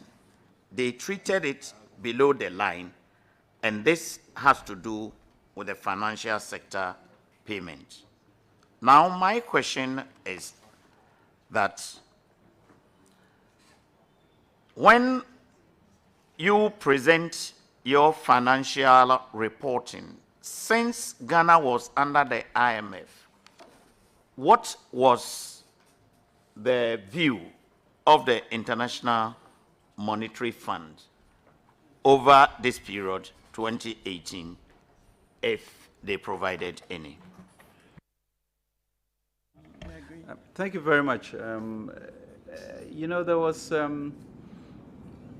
when we came into government, co-chairs, Honorable, the issue in front of us was whether to trigger a report which really suggested that our banks were bankrupt, and if we do not do something about it, we are going to get a real cataclysmic environment with people losing their savings.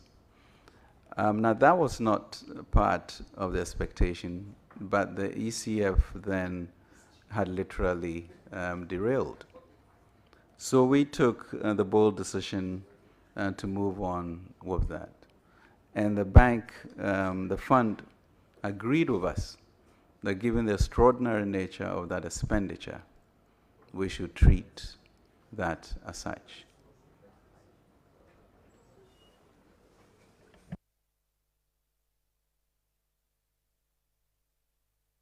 You are done. Thank you very much. Honorable Patrick Boama. Thank you very much, Chairman.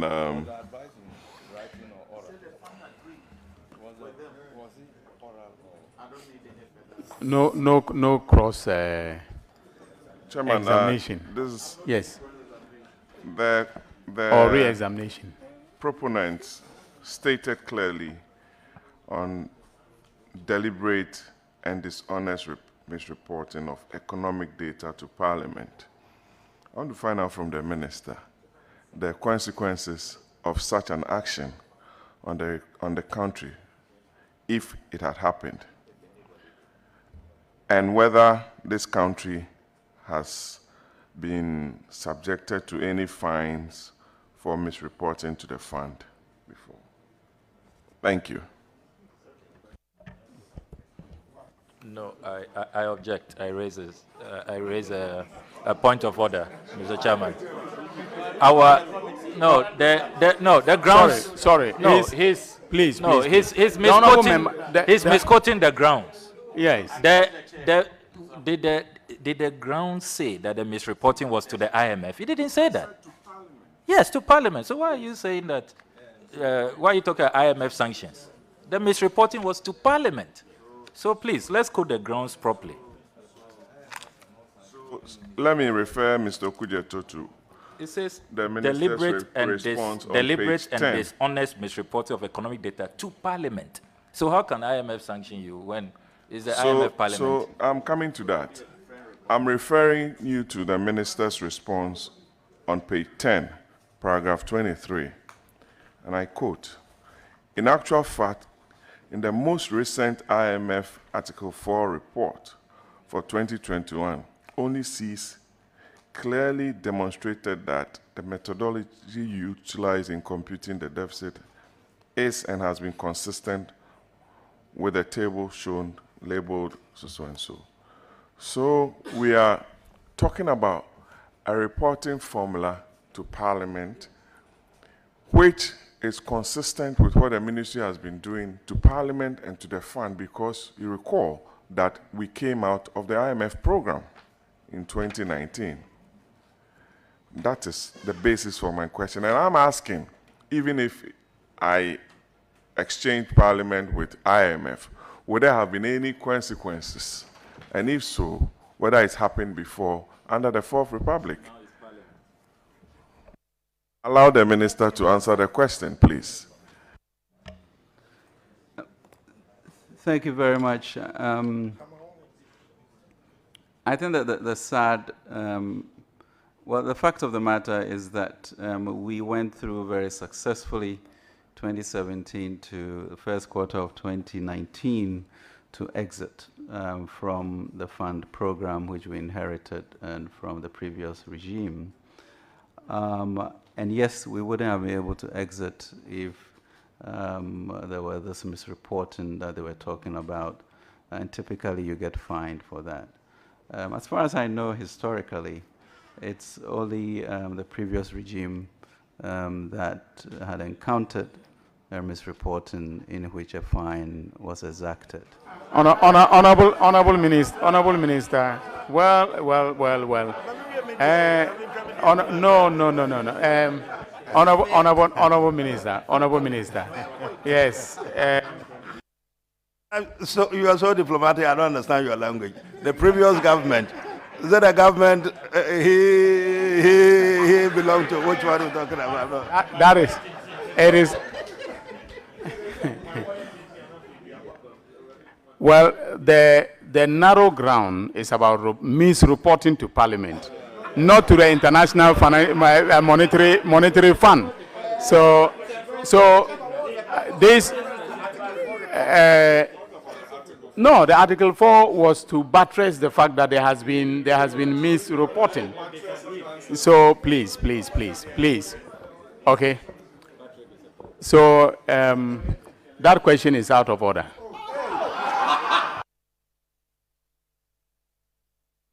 Do you have any other question? Do you have any other question, Honorable Paribwama? Honorable members, does anyone have any more questions? Oh, sorry. He asked was I thought you had taken your turn. Honorable Senator. Yes. We have about 12 minutes to our agreed lunch time. So if you can do it within that, that will be fine. Otherwise, we'll oblige you to continue. Thank you very much, Honorable Co-Chairs. My first question is to whether the Finance Minister and his team actually have a copy of the piece of evidence that was tendered in by the proponents with regards to deliberate and dishonest misreporting of economic data to Parliament. There was a PowerPoint presentation, and my first question is to find out whether they've actually seen it. I think we asked the clerk to supply them with everything. Yes.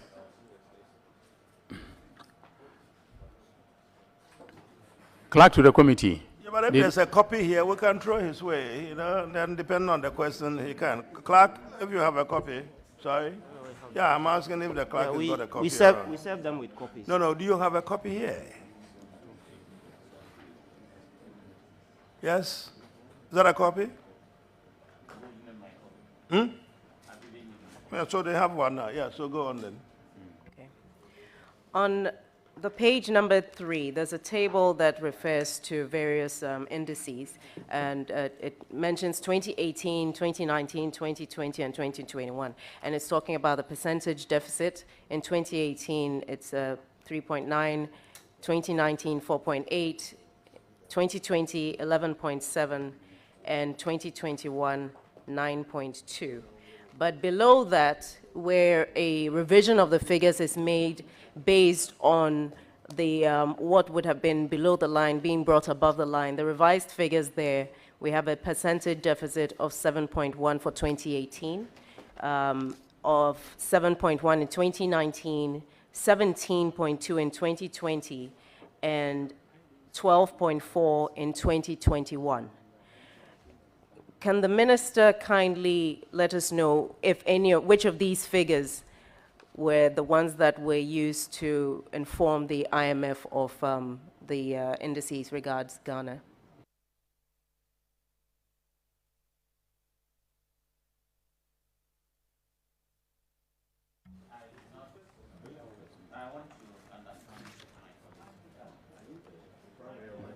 Sorry, what do you want to understand?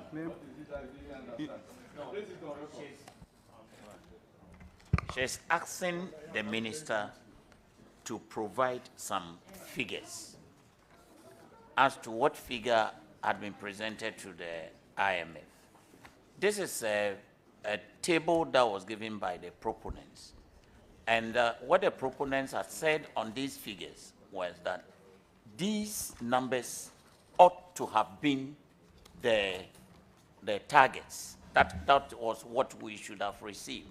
It never came from the ministry. So I don't think it is fair to say that.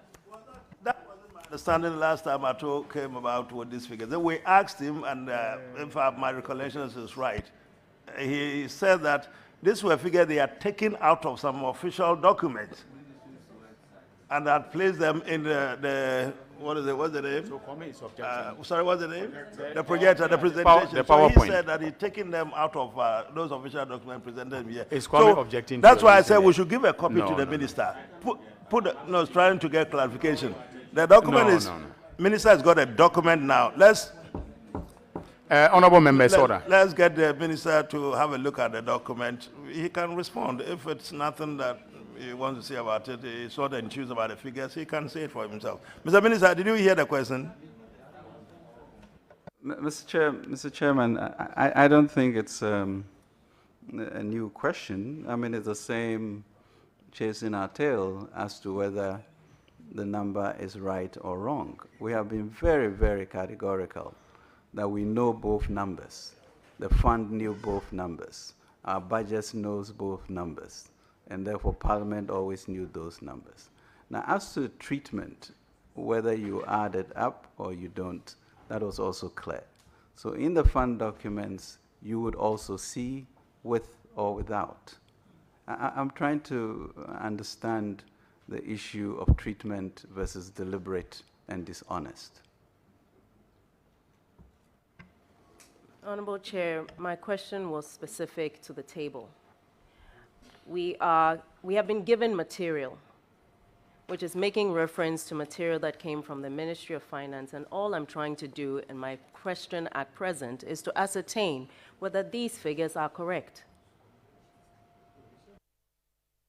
Minister, you get what she's saying. She's saying that these figures come as alleged by the proponents. These figures come from documents produced by you. Whether you agree with the nature IMF described it or not, it's an entirely different thing. But are you aware? Are they known to you? These figures, are they known to you? Mr. Chair, these figures are known to us. They are. The issue of misrepresentation. It's a different matter altogether. Well, the issue of how they have then been represented here to give the impression as if these are numbers that we would not have revealed, I think it's disingenuous. Very well. Honorable Minister, that is your view. Can the honorable member then continue with a line of questioning? Honorable Zenato. Zanato. Thank you. I get it better. That's a frafra version. Hey, to be on safe side, you realize that I've been calling her doctor. We all have to adopt that. You know? Zanato or Zena. You don't have my kind of tongue. How are you going to do it? Very well. Honorable Ajiman Rollins. At least I can pronounce that one better. Yes, thank you. Honorable Co-Chair, my question to the Minister is, given that both figures are familiar to the Ministry, was there a specific, I know he said copiously that conventionally, but was there a specific reason why the figures on the top line, which were the lower figures that I mentioned, were the ones used in the budget presented to Parliament as opposed to the ones that are below, which are the bigger figures, which I mentioned? Mr. Co-Chair, I don't know whether, my misunderstanding of English is here. I have consistently said that those numbers are in the books. Honorable Minister, are you suggesting that we have a problem understanding our own questions? No, I have a problem. Very well. Co-Chair, I have a problem. I think it's a Chibi upbringing that is.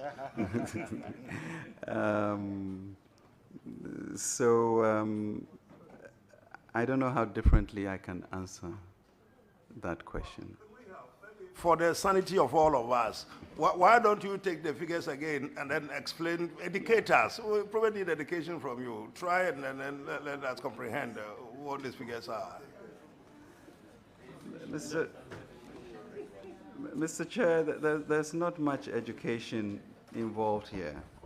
There are numbers which lead, because of our treatment, to a certain deficit number. There are two incidents that we have experienced, i.e. the financial sector and the IPP, and both, Mr. Chairman, are results of legacy issues. Both are a result of legacy issues, which we inherited and we were looking to resolve. And therefore, they were also classified as extraordinary events, and that is how we chose to treat them. That's the answer, Honorable Member. So do we have another question, or we can go for a break now? Thank you very much. 3 o'clock, 1 hour, 4 o'clock. We'll be back. Thank you very much.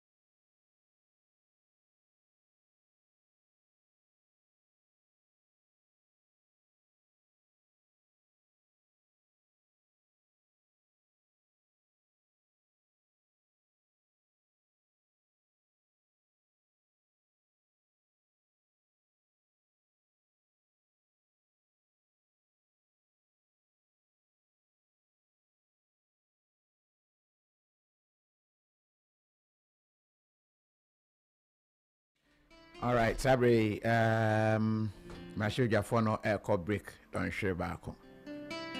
Na or more assign Abba.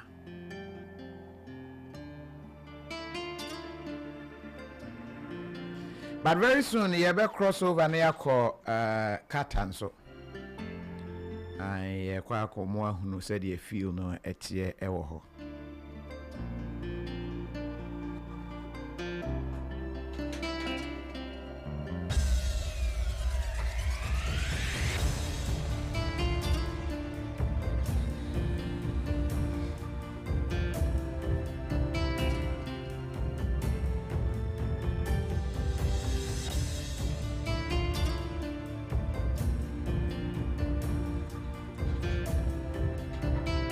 But one strengthen SCA and it's a parliament or who say I am for Ebegu ho papa. I am for and omoko support of finance minister. No, you understand why I had difficult too. Okay, my main comment is here. Utilizing computing the deficit is and has been consistent. So we are talking about a reporting formula to Parliament which is consistent with what the ministry has been doing to Parliament and to the fund, because you recall that we came out of the IMF program in 2019. That is the basis for my question. And I'm asking, even if I exchange Parliament with IMF, would there have been any consequences? And if so, whether it's happened before under the Fourth Republic? Allow the minister to answer the question, please. Thank you very much. I think that the sad, well, the fact of the matter is that we went through very successfully 2017 to the first quarter of 2019 to exit from the fund program which we inherited from the previous regime. And yes, we wouldn't have been able to exit if there was this misreporting that they were talking about, and typically you get fined for that. As far as I know, historically, it's only the previous regime that had encountered a misreporting in which a fine was exacted. Honorable Minister. Well. No. Honorable Minister. Yes. So you are so diplomatic. I don't understand your language. The previous government. Is that a government he belonged to? Which one are you talking about? It is. Well, the narrow ground is about misreporting to Parliament, not to the International Monetary Fund. So this. No, the Article 4 was to buttress the fact that there has been misreporting. So please. Okay. So that question is out of order. Do you have any other question? Do you have any other question, Honorable Pariboma? Honorable members, does anyone have any more questions? Oh, sorry. I thought you had taken your turn. Honorable Zanato. Yes. We have about 12 minutes to our agreed lunch time. So if you can do it within that, that'll be fine. Otherwise, we'll oblige you to continue. Thank you very much, Honorable Co-Chairs. My first question is to whether the Finance Minister and his team actually have a copy of the piece of evidence that was tendered in by the proponents with regards to deliberate and dishonest misreporting of economic data to Parliament. There was a PowerPoint presentation, and my first question is to find out whether they've actually seen it. I think we asked the clerk to supply them with everything. Yes. Clerk to the committee. Yeah, but if there's a copy here, we can throw his way, then depending on the question, he can. Clerk, if you have a copy, sorry. Yeah, I'm asking if the clerk has got a copy. We serve them with copies. No, do you have a copy here? Yes? Is that a copy? Hmm? Yeah, so they have one now. Yeah, so go on then. Okay. On the page number 3, there's a table that refers to various indices, and it mentions 2018, 2019, 2020, and 2021. And it's talking about the percentage deficit. In 2018, it's 3.9, 2019, 4.8, 2020, 11.7, and 2021, 9.2. But below that, where a revision of the figures is made based on the what would have been below the line being brought above the line, the revised figures there, we have a percentage deficit of 7.1 for 2018, of 7.1 in 2019, 17.2 in 2020, and 12.4 in 2021. Can the minister kindly let us know if which of these figures were the ones that were used to inform the IMF of the indices regards Ghana?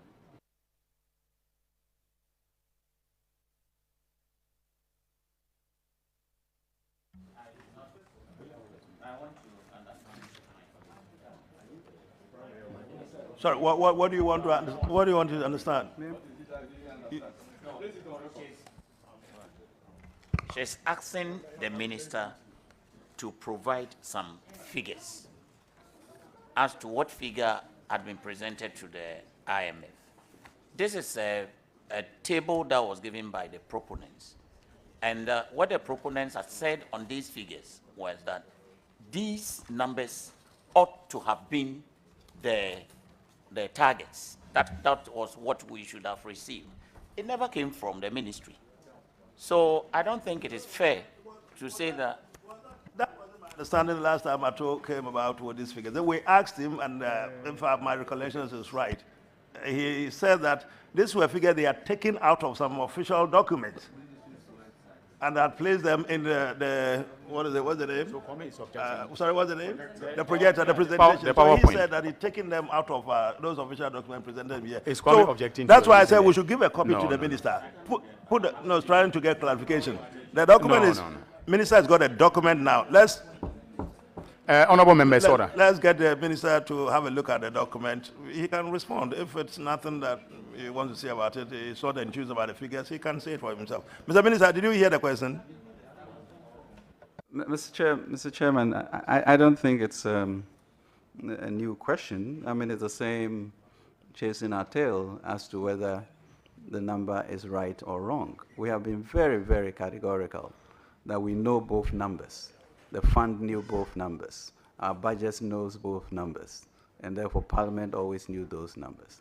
Now, as to the treatment, whether you add it up or you don't, that was also clear. So in the fund documents, you would also see with or without.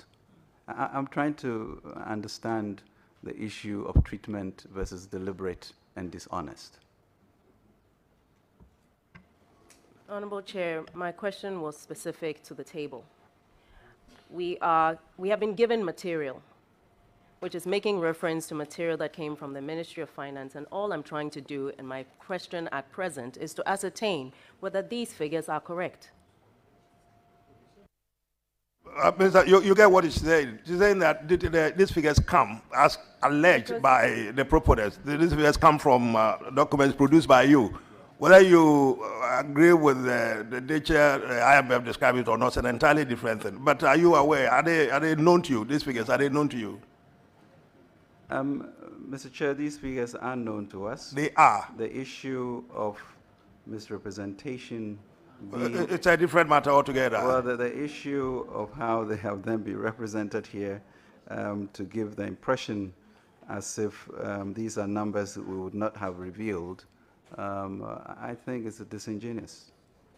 Very well. Honorable Minister, that is your view. Can the honorable member then continue with a line of questioning? Honorable Zenato. Zaneto. Thank you. That's a Frafra version. To be on safe side, I realize that I've been calling her doctor. We all have to adopt that. You know. Zanato or Zena. You don't have my kind of tongue. How are you going to do it?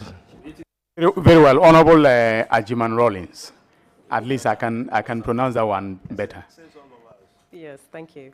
Honorable Co-Chair, my question to the Minister is, given that both figures are familiar to the ministry, was there a specific, I know he said copiously that conventionally, but was there a specific reason why the figures on the top line, which were the lower figures that I mentioned, were the ones used in the budget presented to Parliament, as opposed to the ones that are below, which are the bigger figures, which I mentioned? Mr. Co-Chair, I don't know whether, you know, my misunderstanding of English is here. I have consistently said that those numbers are in the books. Honorable Minister, are you suggesting that we have a problem understanding our own questions? No, I have a problem. Very well. Co-Chair, I have a problem. I think it's a chibi upbringing that is.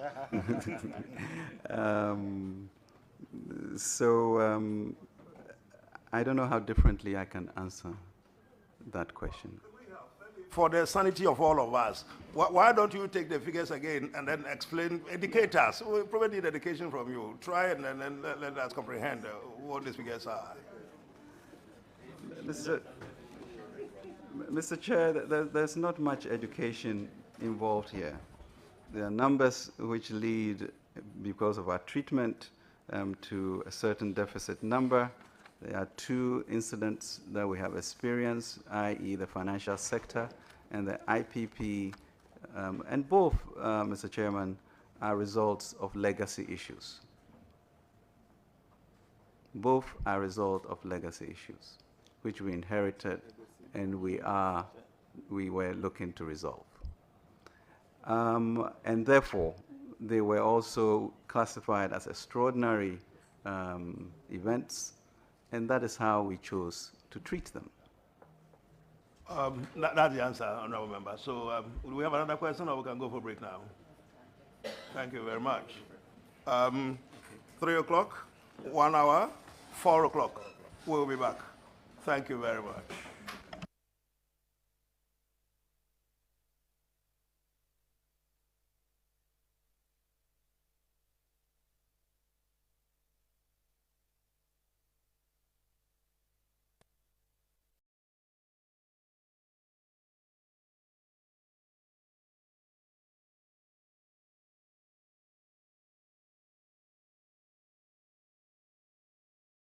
Minianum, some of us are transfer from Dimupa. Na yare who be a number journey be a dear so, a mere yano, person when you be a, and now best so did kakra. Nani and Nimuda, you are debited diabetes, cancer, high blood pressure, cholesterol, and Nika Samroswo, the Kakamuni Nano. Say it to me, your friend, you are needing to say Benku, Fufuo, Dokon, and Pessi, and the Kakamon. It's in Asia Pa, and Koma, true green foods. There were doing Wakobo, Green Health Pharmacy, and a functional medicine center home. So what did you beer? Carbohydrates, no, a low. Yeah, you're very healthy. Now, there the bureaucrat say, what diabetes you, uni bio, udia, uni problem. Maybe such red. If I say we did true green foods for me, I don't know. What's serious? My poem did a CP. Me sugar na me free course with I told you now. Made it fufu, benku, dokuna, tuzafi, eba, any amala. Omuni anena meka. So who can and just Dosi mixed flour, Alka mixed flour, Fufu mixed flour, Yummy mixed flour, Kajma porridge, Alta oats, Beta oats, Clean oats, and the baking mixed flour. True green foods so dear. Start to send me anymore. Who counts what? Sima na ben.